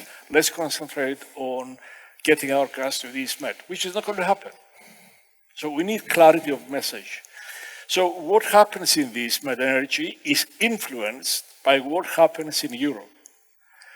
And as we approach winter, the global energy crisis is becoming more critical, especially since some forecasters are already telling us that we're going to have a cold winter and a calm winter. Calm winter is not good. That means wind speeds will not be up to scratch, rainfall will be low, and we'll get less wind power, less hydropower, and we'll need gas to make up the difference. It has shifted from a situation requiring urgent attention to one that is becoming systemic and is getting more likely to push the EU into recession. This winter is becoming a matter of survival. So even Ursula von der Leyen admitted that Europe faces difficult times that will not end soon. And many of my fellow analysts expect next year to be even worse than what we have experienced so far. The effects on natural gas and electricity prices in Europe are dramatic. And even though prices have come down now, there are still, I mean, if you take gas, it's still about 8 times more expensive than it was pre-COVID, 2019. These prices are too high. They affect the economy, food, industry, inflation, and high interest rates, and everything else that goes with it. They must come down. It's not possible for European industry to survive for long with these prices. This MET is not immune to that, and yet it has the potential and must find its own solutions. It has abundant renewables and natural gas resources, and these offer an opportunity to develop robust solutions tailor-made to the region. With the EU accelerating transition to green energy and hydrogen, the future of energy in this MET lies in a new strategy based on growth of renewables, combined with energy storage, combined with upgrading our grids because they're outdated, electricity becoming the center of everything, electricity interconnectors, and using our gas regionally, not looking for export markets. That's why I said we need clarity of message. Using this gas regionally in support of renewables during transition. Regional cooperation is essential to achieve that. The region is too small. The countries are too small. Each one is too small, leaving Turkey aside. Regional cooperation is essential. Egypt is already aims for renewables, including green hydrogen, to make up 42% of its energy mix by 2035. And it has taken the lead in spearheading green hydrogen developments. It is well on the road to develop a green hydrogen industry with plans for over $40 billion worth of inward investment, focusing on exports to Europe. The energy crisis has also created a renewed interest in renewables in all other countries of the region. So that we need to work on. With energy problems and high prices expected to be there in the longer term, the East Med region urgently needs to implement appropriate and effective solutions. As a minimum, a rapid transition to renewables to provide more than 50% of electricity by 2030. And it's doable. Greece is doing it. The rest of us can do it as well. This Med is also prolific in natural gas resources. Between Cyprus and Israel, there is something like 600 to 700 billion cubic meters of gas looking for markets. And in Israel, Chevron is talking about exports still to Asian markets, though. But all of the other options to develop this gas are greenfield, and they need 5 to 7 years from start to delivering this gas to the markets. That's too long to supply Europe if the European target is between now and 2030. So that's not going to happen. And it is therefore unlikely that all of this gas can be exported. It can be and should be used regionally to support this energy transition. A shift to renewables and green hydrogen production has the potential to also change the geopolitics of energy in the East Med. But this requires cooperation. Solution of East Med problems, and we have plenty of those, and I don't want to talk about them, will eventually come through dialogue and cooperation, and not confrontation. One way or another, that is going to happen. And I'm hopeful that once elections in the region are completed, and most of the countries in the region have elections by the middle of next year, there will be renewed interest to go back to this dialogue and cooperation. Lebanon and Israel are close to reaching agreement on their long-standing EZ border dispute, showing the way. But I'll leave Ariel to tell us all about that. Which he will right now, because I'm going to stop you, Charles, right there. If I just want to say one last thing. The coming COP27 meeting in Egypt offers a golden opportunity for the countries of the region to exhibit the ambition required to put together an energy transition fit for the region, based on renewables supported by natural gas. That's a perfect pass. Thank you so much to Ariel. And Ariel, I'd be very keen if you commented on on collaboration. Now, both in general, but also in certain cases in this part of the world, in particular, maximization of energy benefits comes from collaboration between states. Can I ask you to comment on the importance of cross-border cooperation in energy, both green energy and gases transition in the MENA region, and especially in the light of climate change, please? Thank you, and thank you to my colleagues at the Atlantic Council and the EBRD for organizing this wonderful event, and it's always great to be back in Istanbul. You know, in the region, in the Middle East, I'll speak more about the Middle East, maybe less East Med in this context. We're used to looking at Europe as the model for many things. The European Union and Europe, including when it comes to energy and the cooperation in energy. And yet, despite that, we're seeing now with Ukraine, with the horrible crisis in Ukraine, we're seeing even the limits of that cooperation. And yet, the Middle East is still lagging behind when it comes. We still can look to Europe for examples of how things can get done, but we also need to learn from the mistakes. Security of supply has been a big theme that was discussed today, and that is something that we need to take to heart very seriously. I would say that the European addiction to Russian gas has become, you know, the Russian affliction for Europe, and obviously we don't want to see that in the Middle East. The issue is that climate change and energy cooperation doesn't know borders. It doesn't distinguish between Shiites, Sunni, Jews, Christians, and yet in the Middle East, nationalism and national movements are abundant. And I think that's one of the bigger challenges that we face. Now, we see that there are some elements of cooperation. The GCC has electricity grid connectivity. There's advancements in that domain. There's the, several years ago formed the EMGF, which includes the Israelis and the Palestinians, as well as other players. And I think that's a very important message. There's the Arab gas pipeline, etc. But a lot of these initiatives still need a lot of work, and we still have a long way to go. You know, what I've been dealing with the last several years, the energy, provision of energy for the Palestinians in the context of the Israeli-Palestinian conflict. You know, as most of you know, the Israelis and Palestinians do not have a peace agreement, and they seem to be quite far from that. In fact, we don't even see a process underway at the moment in that regard, unfortunately. And yet, even these two peoples have found ways to cooperate on energy, including during conflict. I was taken very much by what was said earlier today by Olga Belkova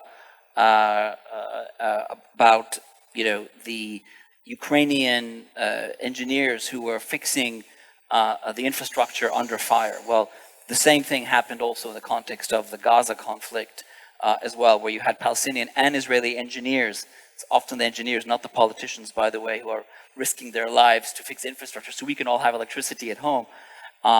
But it shows the importance of solving these energy issues even in times of conflict. And my friend Charles was just talking about the Lebanese, the impending Lebanese agreement that we hope, Lebanese-Israeli agreement, we hope will come to fruition. This is not out of friendship between Lebanon and Israel. This is out of necessity, and we sincerely hope that it and I know you share the view, and we've talked about this, that this will get signed. There's a chance that it will happen before the Israeli election, but if it doesn't, then I fear that, you know, that it may not happen, and that would be unfortunate indeed.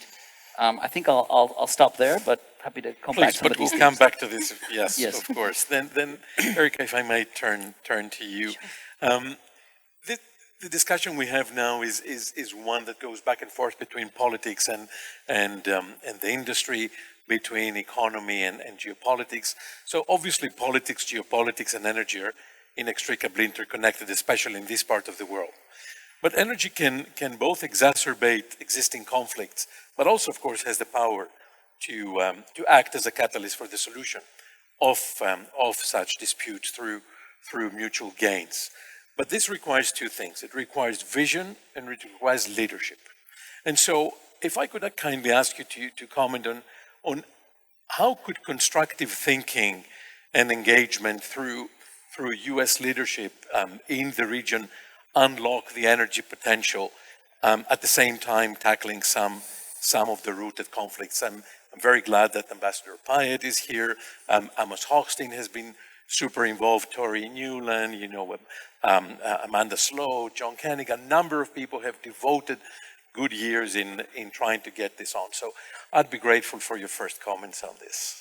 Absolutely, thank you. And I'm really happy to be here today and to see so many friends and colleagues in the audience. As many of you know, I served as economic counselor for the United States here in Turkey from 2016 to 2019 and worked a lot on this very question. I think right now, as has been put so well throughout this day of excellent discussions put together by the Atlantic Council and EBRD, we are really at a tipping point when it comes to this discussion of energy security and the future of energy in the region. And to use maybe an American idiom, I think we very much can walk and chew gum at the same time. We have to be looking at how do we address today's crisis, but how do we not lose sight of where we want to be in 30 years? And I think this comes to your question. And I look back in history a little bit again, to many people in this room, about the vision for the Southern Gas Corridor. I mean, when we think about SCP, BTC, now TANP and TAP, and where the vision that took, and the new structures that took to create, has given us today a mechanism to get energy out of the Caspian that we wouldn't have had. And imagine what the situation would look like without it. So I think right now, as I think about what we need to focus on to create that resilience that we're all looking for in the long term, I think it's a combination of conservation, diversification, interconnection, innovation, and then, as someone said this morning, really important acceleration in all of this. You talked about Amos, and I appreciate Ariel's comments. We are working very hard when it comes to the Lebanon-Israeli discussions. I think that's a perfect example of how pragmatism and the ability to work together can come to solutions that are going to benefit the region as a whole. And I think there's a lot of potential for that.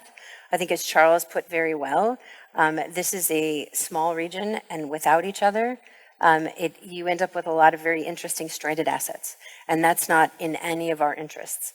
So how can we help build up that cooperation and that coordination in what is, as you noted, a very challenging region?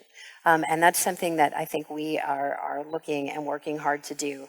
I think this question of interconnectivity, particularly when it comes to grids, as Charles mentioned, and the ability to create the resilience of the grids that we're all going to need as we bring on online green energy and additional renewables, is something we all should be working together to do now. And I think that's something that, particularly in the East Med context, you can't leave anyone out of that conversation. I think that everyone in the region needs to be looking at how you build those interconnectors and how we look to the future to do that, while at the same time trying to address the very urgent need that we have now when it comes to gas.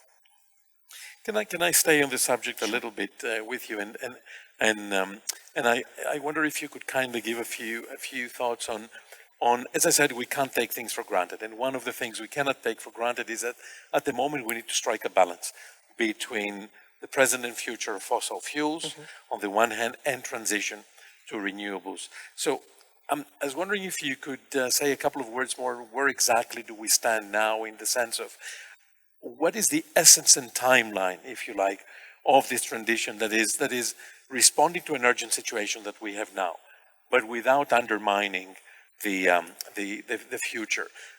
Where can we draw the line between a healthy combination, if you like, between fossils and renewable? sources? Yeah, I mean, I think that's a really important question, particularly because we know the need is urgent now. So focusing on developing particularly gas that's going to come online in 15 or 20 years isn't going to solve the crisis that we're currently confronting. So I think there needs to be a focus on projects that can be brought online quickly, projects that can be brought online together, and then at the same time looking at these broader infrastructure pieces that set us up for the long term. And you know, as I think we've talked about throughout the day today, and there was a great mention, I think, of Egypt and some of the things that are being done in North Africa, thinking about whether it's hydrogen development or other types of clean energy. How can we take that and really replicate it across the region is the question. And I don't think, the real issue, of course, is going to be resources when it comes to those kind of investments. But I think we have to, when you ask about the time frame, I think we have to be focused right now on what we can bring to market quickly, while at the same time setting us up for that transition. Because without that, I think the green transition has two really important and equally essential elements. One is, of course, the longer term challenge to all of us when it comes to climate change. And the Eastern Med, it confronts this to such a significant degree, as we've all seen, with the forest fires that the countries of the region have confronted. But then also, how we're able to work with the countries to have a shared vision for what that looks like. And I think we all know, and you mentioned elections in the region, which always bring challenges, but I think it's really in the interest of all of the countries of the region to find out how to do that, and that's something that we stand ready to assist in any way we can. Thank you very much for this. And speaking of which, let me come to Berisanem and ask exactly this from Turkey's point of view. That is, the future of energy in the region seems to be eventually the local and regional use of the gas reserves, electricity, interconnectivity. How do you see Turkey's place and potential contribution and benefits from such regional arrangements? Would the politics have to be in place first, or would energy win-win prospects prompt developments and cause the politics to follow? Thank you very much. If I may just go back Please. for a couple of seconds, I mean, to BTC and Baku Tbilisi's room that you have mentioned, and I think that it can just shed a light for today as well and for the region, because at that time there was a very strong and shared vision, and as well as very strong commitment, I mean, from the states involved, a close partnership and dialogue and between the US, Turkey, and as well as the regional countries. I don't know whether, I mean, he's still in the room, but I remember with Matt Bryza in Baku in 2000, when we were sitting at the same table with our Georgian and Azeri colleagues, I mean, trying to encourage them, I mean, to reach the final decisions with regard to BTC. And really, I also believe that BTC has been an historic success, but it was thanks to that dialogue and partnership which existed. And unfortunately, today, even I mean within this crisis period, we don't see yet, I mean, this solidarity or that partnership among the countries. For instance, I mean, in our case, I mean, with the EU as well. I mean, when you look, I mean, to the interconnection which exists with regards to the gas infrastructure or electricity infrastructure between Turkey and the EU countries, but still, in this time of crisis, we don't have the necessary, we still don't see the necessary dialogue that we should be maintaining, I mean, with the European Commission. So this is, of course, very important. And when it comes to the region, I mean, we deem energy as a field of cooperation, I mean, in the region as well. And this has become all the more important with the latest developments. And without a proper setup and concrete as well as realistic goals to be discussed, among partners, I'm afraid that the success that we are looking for or we are striving for will be doomed. And one should not forget that for the capacity, to be created, to be increased, investments constitute a prerequisite. And this morning also it has been discussed that we have to take the decisions now, and maybe we should have taken them yesterday. And consequently, the companies should be encouraged, and assured in relation to market dynamics. And all in this room, I believe, know much better the road which lead to final investment decisions. And there is a huge potential in our region for the development of renewable energy, and in particular, solar energy, solar power. And we concur that this could be a crucial area for cooperation. And consequently, the next step could be the strengthening of electricity connectivity to utilize the benefits of solar power in the region. And, but for this, all countries in the region should leave aside political motivation, as it has been stated, and act strategically. In other words, rationality should prevail over emotions. And we expect dialogue and coordination with Turkey on energy issues, as I had stated. And energy connectivity projects should be inclusive, feasible in terms of technicality and commerciality, and contribute to regional cooperation. For instance, the electricity interconnector project between Turkey and the island of Cyprus is such a project, and technically and commercially much more viable than some others. And one should not forget that the Turkish electricity grid is already connected to the European one. So this project could be extended to the region and could contribute to enabling the sharing of renewables among countries and giving access to cleaner and secure energy for consumers. So we'll be facing a win-win case. I would like also to take this opportunity to underline that the Turkish Republic of Northern Cyprus had conveyed a set of proposals, to the UN Secretary General beginning July, one of them being the formation of a joint committee on the island to pursue studies on the maximum benefit of solar energy. So as gas as well is taken into account as a transition source, we should as well, focus on feasible and viable gas projects in the East-Med region. And the current circumstances can be challenging, but as it has already been said as well at some point, sometimes, challenges come hand in hand with opportunities. So I believe that we could work on that, and some energy policies or energy projects could create some the conditions necessary for a political solution at the end. And so we already have the infrastructure, the Southern Gas Corridor, which is also designed to be fourth artery carrying gas to Europe. It's a critical infrastructure for European Union. It's energy security. TANAP constitutes its backbone, and it can be bolstered with additional gas capacities coming from the Caspian or from East-Med. And as a matter of fact, we were just reading yesterday that the energy ministers of Azerbaijan and Turkey have declared a strong political will to double the capacity of TANAP. So this is also another project that we should all be working together. But again, without cooperation, without solidarity among the partners, it will be very difficult to achieve whatever we are aiming at. Exactly, and thank you for bringing these issues up, because I don't think that it is very well known, at least in Greece, perhaps in Turkey, the same, that there is interconnection, electrical interconnection between Turkey and Greece.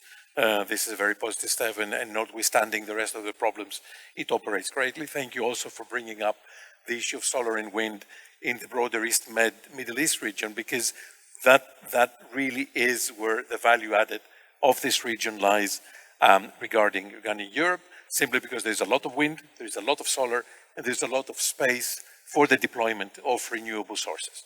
on rationality over sentiments, Kolagos, and I don't know, in this part of the world, we'll see. But there are positive developments. There are positive examples, and I'd like to go back exactly to what Ariel was saying, building also on what Erica and Berisanum was saying. So the recent negotiations, for instance, on the maritime border between Israel and Lebanon, fingers crossed on how it will go, because obviously it's ups and downs. The Israel-Jordan Water Cooperation, that is the talks on that, as well as the opportunities afforded by the Abraham Accords for regional cooperation, I think are key examples of vision, of pragmatism, of the realization that the world is simply changing, and we can't go about with our old way of thinking, and that the future lies largely in cooperation. Can I ask you, Ariel, for a comment on Israel's thinking behind this experience, and how this could be a positive example for others? Yeah, I can only assume Israel's thinking. I don't speak for Israel, obviously, but I can assume. I'll pick up on a few points that was raised. First of all, I have to say I sign on every word that Baris just said before me. Uncoordinated and complete agreement with everything you said. Several things. One thing that I think is interesting that we're seeing that actually in the sphere of natural gas, and as was also said by Erica, this is important as a transitional fuel, obviously. And let's keep our eyes on the ball on that. Let's not support projects that are going to come online in 30 years or whatever, 20 years. We've actually seen that there's been decent cooperation in the MENA region in that regard. Again, going back to the Israeli-Palestinian example, including with, in this instance, whether it's the Gas for Gaza project that I've been working on for the last few years, the Office of the Quartet, whether it's to the West Bank, whether it's Israel and Jordan, the examples that were given, and indeed Israel and Egypt, and now the Lebanese-Israeli maritime agreement that we hope will be signed imminently, again opens the door for additional cooperation. That's for, again, in natural gas as a transitional solution. But as was said by you, Harry, we have yet to see that level of advancement and progress and cooperation when it comes to renewable energy in the region. We need to see much more of that. If I go again back to the Palestinians, in the West Bank, the World Bank estimated that there's some 3,000 megawatts of installed capacity that could be installed in the West Bank. And yet the parties are still not able to agree on that. Again, climate change doesn't really care about whether you're Israeli or Palestinian or whether you're in Area C or Area A or B. And so the parties simply have to find a way to overcome this. We've seen some things that have come up also, again, in the context of the Abraham Accords, such as the Project Prosperity that looks at cooperation between Israel and Jordan with private sector from the United Arab Emirates, which is very interesting. But I think it'd be nice to see, in fact, not nice to see, it's essential to see more cooperation cross-border in the renewable energy space, whether it's hydrogen from Egypt, green hydrogen from Egypt, from Saudi Arabia, whether it's energy tech coming out of, renewable energy tech coming out of Israel, et cetera, et cetera. So we need to see more of this. As you mentioned, Harry, there are some political developments, regional political developments that could facilitate this. But as was said earlier, I think by Erica, it's really important to keep all this relevant stakeholders under the tent, because without that, you'll either have spoilers or you won't really reach the maximum that you really need in order for us to succeed. And we have an uphill struggle in all of these issues. Absolutely, but when there is a will, there is a way. 100%. So obviously that, and I hope that this serves as a good example for others. For instance, it would be very difficult to explain to the international community how the two sides on Cyprus decline as a matter of principle to discuss energy when Israel is talking to Lebanon. More importantly, Lebanon is talking to Israel on this, irrespective of the agreement in the end. So hopefully that could be a beacon. But speaking about cooperation and the facilitation, Charles, can I turn to you to ask specifically if you could comment, how would you think that the EU and the US could help the East Med countries achieve regional energy resilience and security? I think the key element is clarity of message. The message coming from, especially from the European Union, is confusing. So when, as I said before, when Ursula von der Leyen came to the region, she signed an MOU with Egypt and Israel, which expires at 2030, supporting this view in the European Union that beyond 2030 we don't need new gas. And yet, when she visited Israel, she said, we need more gas from Israel, without qualifying what she meant by that. And immediately the news media in Israel, in Cyprus, went all over the place saying that Europe wants more gas, so let's go and develop our gas fields to send to Europe. Of course, the oil companies are not doing that because they want a clear message. They're not going to invest billions. At the same time, only last week, I believe, a German minister was talking about the East Med gas pipeline. And when, while Amos Hochstein put it to bed not that long ago by saying that the East Med gas pipeline is no longer needed and not justifiable, and he stopped for a while, he stopped all of the discussion about this blasted pipeline that has been coming in and out of the region like a phoenix. And yet it resurfaced again this week. This week in Cyprus, they say, forget about what Charles Eldas is saying. Germans want the East Med gas pipeline. Therefore, it's going to happen.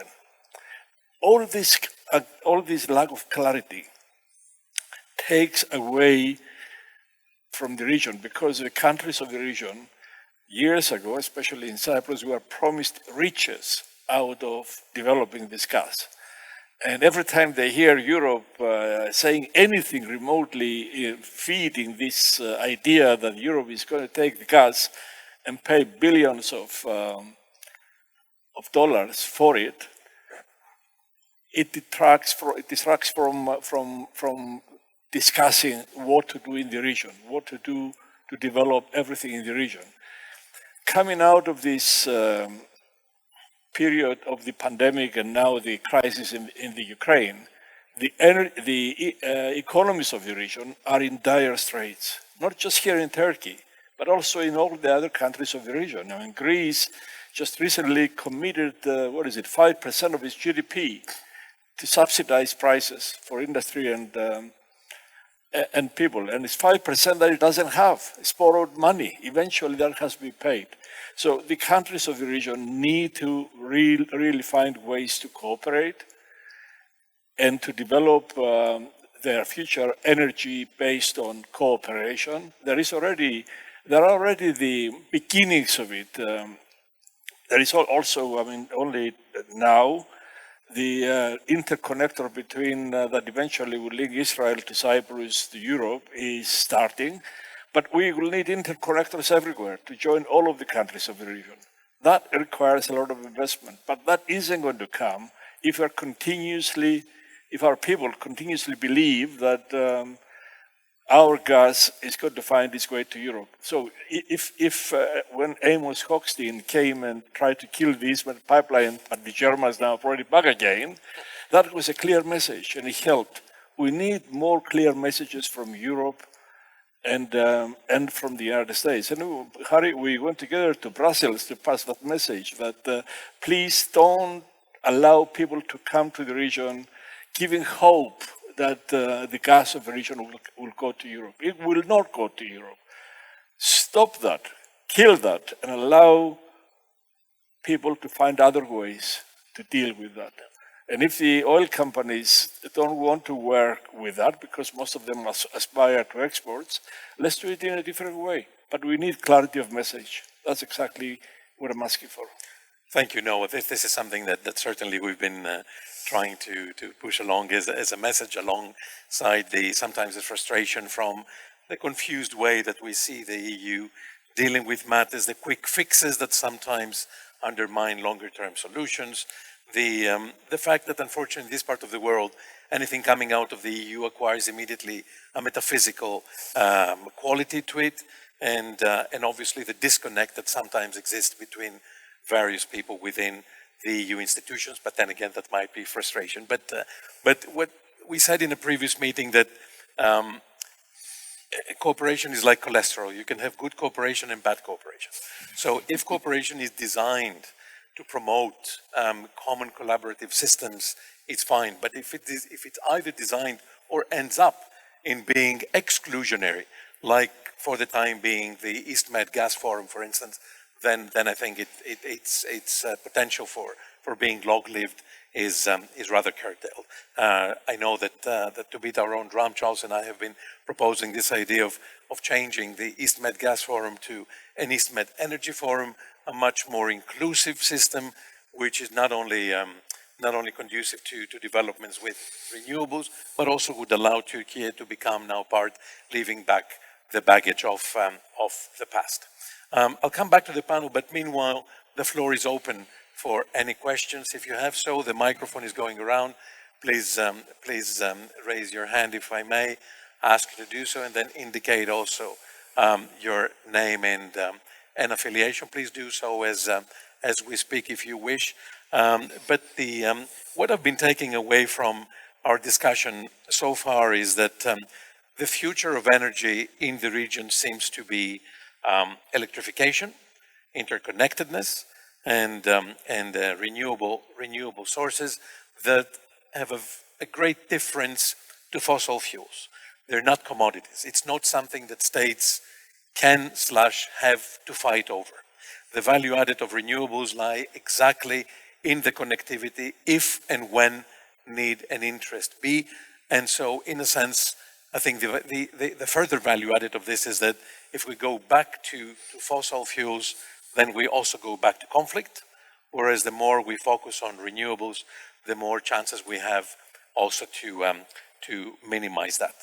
I think that energy transformation, expansion and renewable energies and greater interconnectivity would lead to opportunities for cooperation, and these opportunities for cooperation will advance energy cooperation, economic perspectives, and incentives also for political cooperation. Eventually, I also take away that the creation of interdependencies might lie at the heart of things, if you like, confidence building measures, call it linkages, whatever you like. The example I have in mind is also from the 10 very, very good years of rapprochement between Turkey and Greece in 1999 to 2010.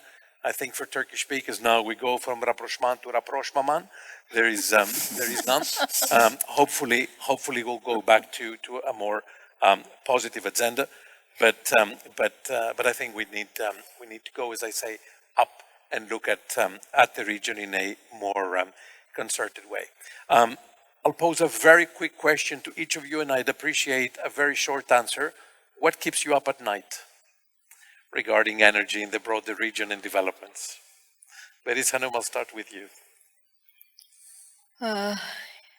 Electricity, sustainable electricity, okay. Of course, these days, and also... well, without it, you can have a better sleep, of course, but... Yeah. Well, yes, Just still, yeah. And also looking forward for the heating to continue.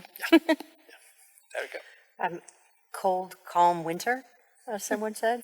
And then politics trumping pragmatism when it comes to energy development.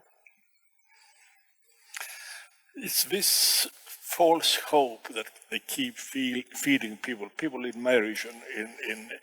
It's this false hope that riches are going to come out of selling this gas, and we need to dispel it. If we dispel it and people direct their energies into something more constructive and start looking how to benefit regionally from renewables, a combination, and support with gas supporting them, then we can go somewhere. But at the moment, it's desperate. Every time I see headlines about exports, my hair stands.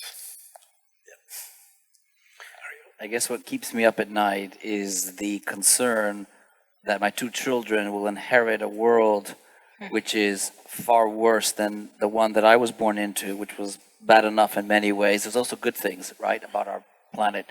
But both in terms of conflict and also very much so in terms of climate change.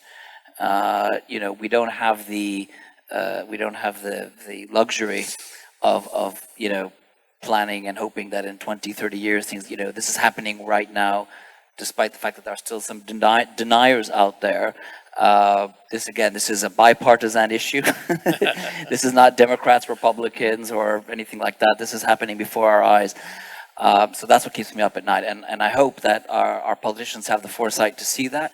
But I do also take encouragement from the private sector, because the private sector does realize this. And maybe if the politicians are not listening, then they'll look at what's happening with the private sector and with their constituents. And eventually they'll see the light as well. Thank you for that. What kept me up last night was the agony of not finishing on time, which I think we will now. I'd like to ask you all to give a big hand to our panelists. Thank you very much for helping us conceptualize a pragmatic, sustainable vision for a broader energy mix in the region. Thank you very much all for staying. Thank you, Harry. Thank you. I need to announce that you need to stay on, because I would certainly. It's followed by the last panel of the day, the keynote remarks by Mary Bruce Warlick, and I certainly look forward to that. Thank you again. Thank you, Harry, and thank you to our fantastic panel. What a relevant conversation. It is my distinct pleasure and my honor to introduce Mary Bruce Warlick, who is the Deputy Executive Director of the International Energy Agency. I think a lot of us in this room follow the fantastic products and the research the IEA does. So it's just an absolute honor to welcome you here with us today. And the floor is yours. Thank you so much for joining us. Well, thank you so much for the kind invitation. I really want to say it's a great pleasure to be with you this afternoon. I do really regret that I'm unable to join you in person in Istanbul. I would have loved to have been there, but I certainly very much appreciate the opportunity to say a few words and to share with you my thoughts, our thoughts here at the IEA on the geopolitical challenges of the current global energy crisis and the implications for the clean energy transition. There's no question, in our view, the crisis is clearly impacting all regions and all fuels, and while it is far from over, it is sowing the seeds for enduring changes in energy markets. Make no mistake, we are entering a new energy world, and with these shifts, we enter new geopolitical territory. We see risks of geopolitical fractures around energy and climate, and potential new dividing lines between advanced and emerging and developing economies. And the crisis is clearly affecting all countries, but we're particularly concerned about the effects of soaring energy prices in the developing world, where people can least afford it. High energy prices have set back progress towards achieving affordable access to energy, and is contributing to a sharp increase in extreme poverty in the most vulnerable countries and communities. In Africa, the IEA estimates the number of people living without electricity increased by 16 million, or 3%, between 2019 and 2021, reversing almost all the gains made over the previous 5 years. And this dire trend is set to be reinforced in 2022. And it's not only an energy crisis. Many countries also face a food security crisis and increasingly visible impacts of climate change. Now, developing countries have limited means to pay for the measures needed to reach universal access to modern energy, improve resilience to future energy shocks, and benefit from emerging clean energy technologies. We see a disparity already. The IEA's Sustainable Recovery Tracker shows advanced economies mobilizing over 10 times the recovery spending that emerging market and developing economies have dedicated to clean energy since the start of the pandemic. And virtually all of the fiscal measures that have been taken to cushion the impact of high prices on households are concentrated in advanced market economies. And the longer basic energy services remain out of reach for millions, the deeper will be new fissures that may grow over climate action. Investment in clean energy transitions is another potential source of geopolitical fragmentation, and such investment is still well below the level needed to bring emissions down if we are to keep net zero and sustainable development goals in sight. The 1.4 trillion that we expect the world to spend on energy transitions in 2022 would need to rise to well over 4 trillion by 2030 to get us on track in limiting global warming to 1.5 degrees, while also ensuring sufficient energy supply. The good news, however, is that investment in clean energy transitions is finally picking up. In the 5 years following the 2015 Paris Agreement, clean energy investment grew by only 2% per year. But since 2020, this rate has risen to 12% per year, led by increased spending on solar and wind power, including a record year for offshore wind in 2021.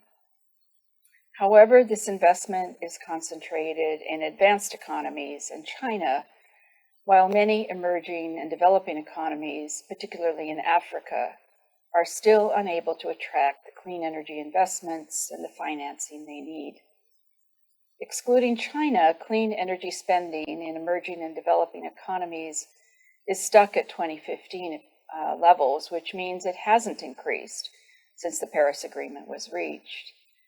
And while falling clean technology costs mean that this money goes further than it used to, the overall amount, around 150 billion a year, remains well short of what is needed to meet rising energy demand in developing economies in a sustainable way.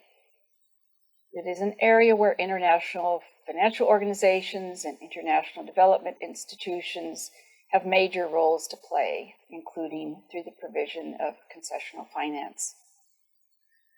But against this background, the energy investment gap between advanced economies and the emerging and developing world continues to be a major fault line in global efforts to meet shared energy and climate goals. And there is no doubt an urgent need to develop and articulate a clear vision and to establish the supportive policy and regulatory environments that can mobilize private capital in emerging and developing economies.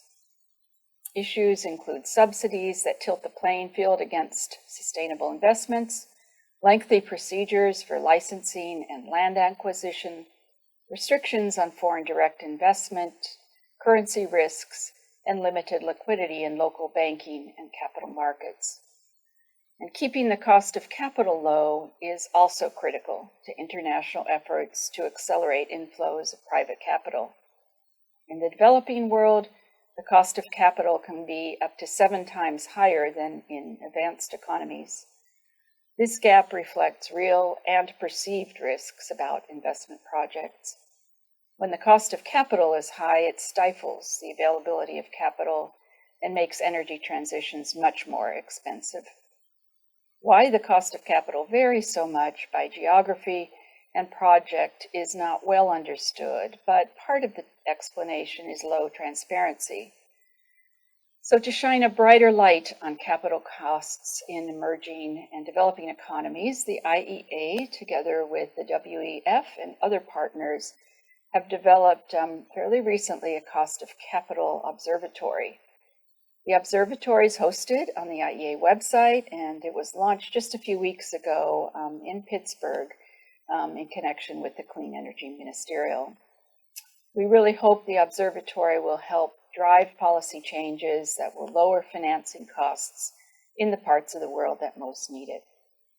And in upcoming IEA analysis, we estimate that if financing costs were to drop by 200 basis points in emerging and developing economies, it would reduce the investment requirements for clean energy, including financing costs, by a cumulative $16 trillion over the period to 2050 in the net zero emissions scenario. Now, this is a huge prize that should be a central focus for governments, project developers, and financial institutions. Diametrically opposed views are sometimes a telltale sign of geopolitical fragmentation within or between nations.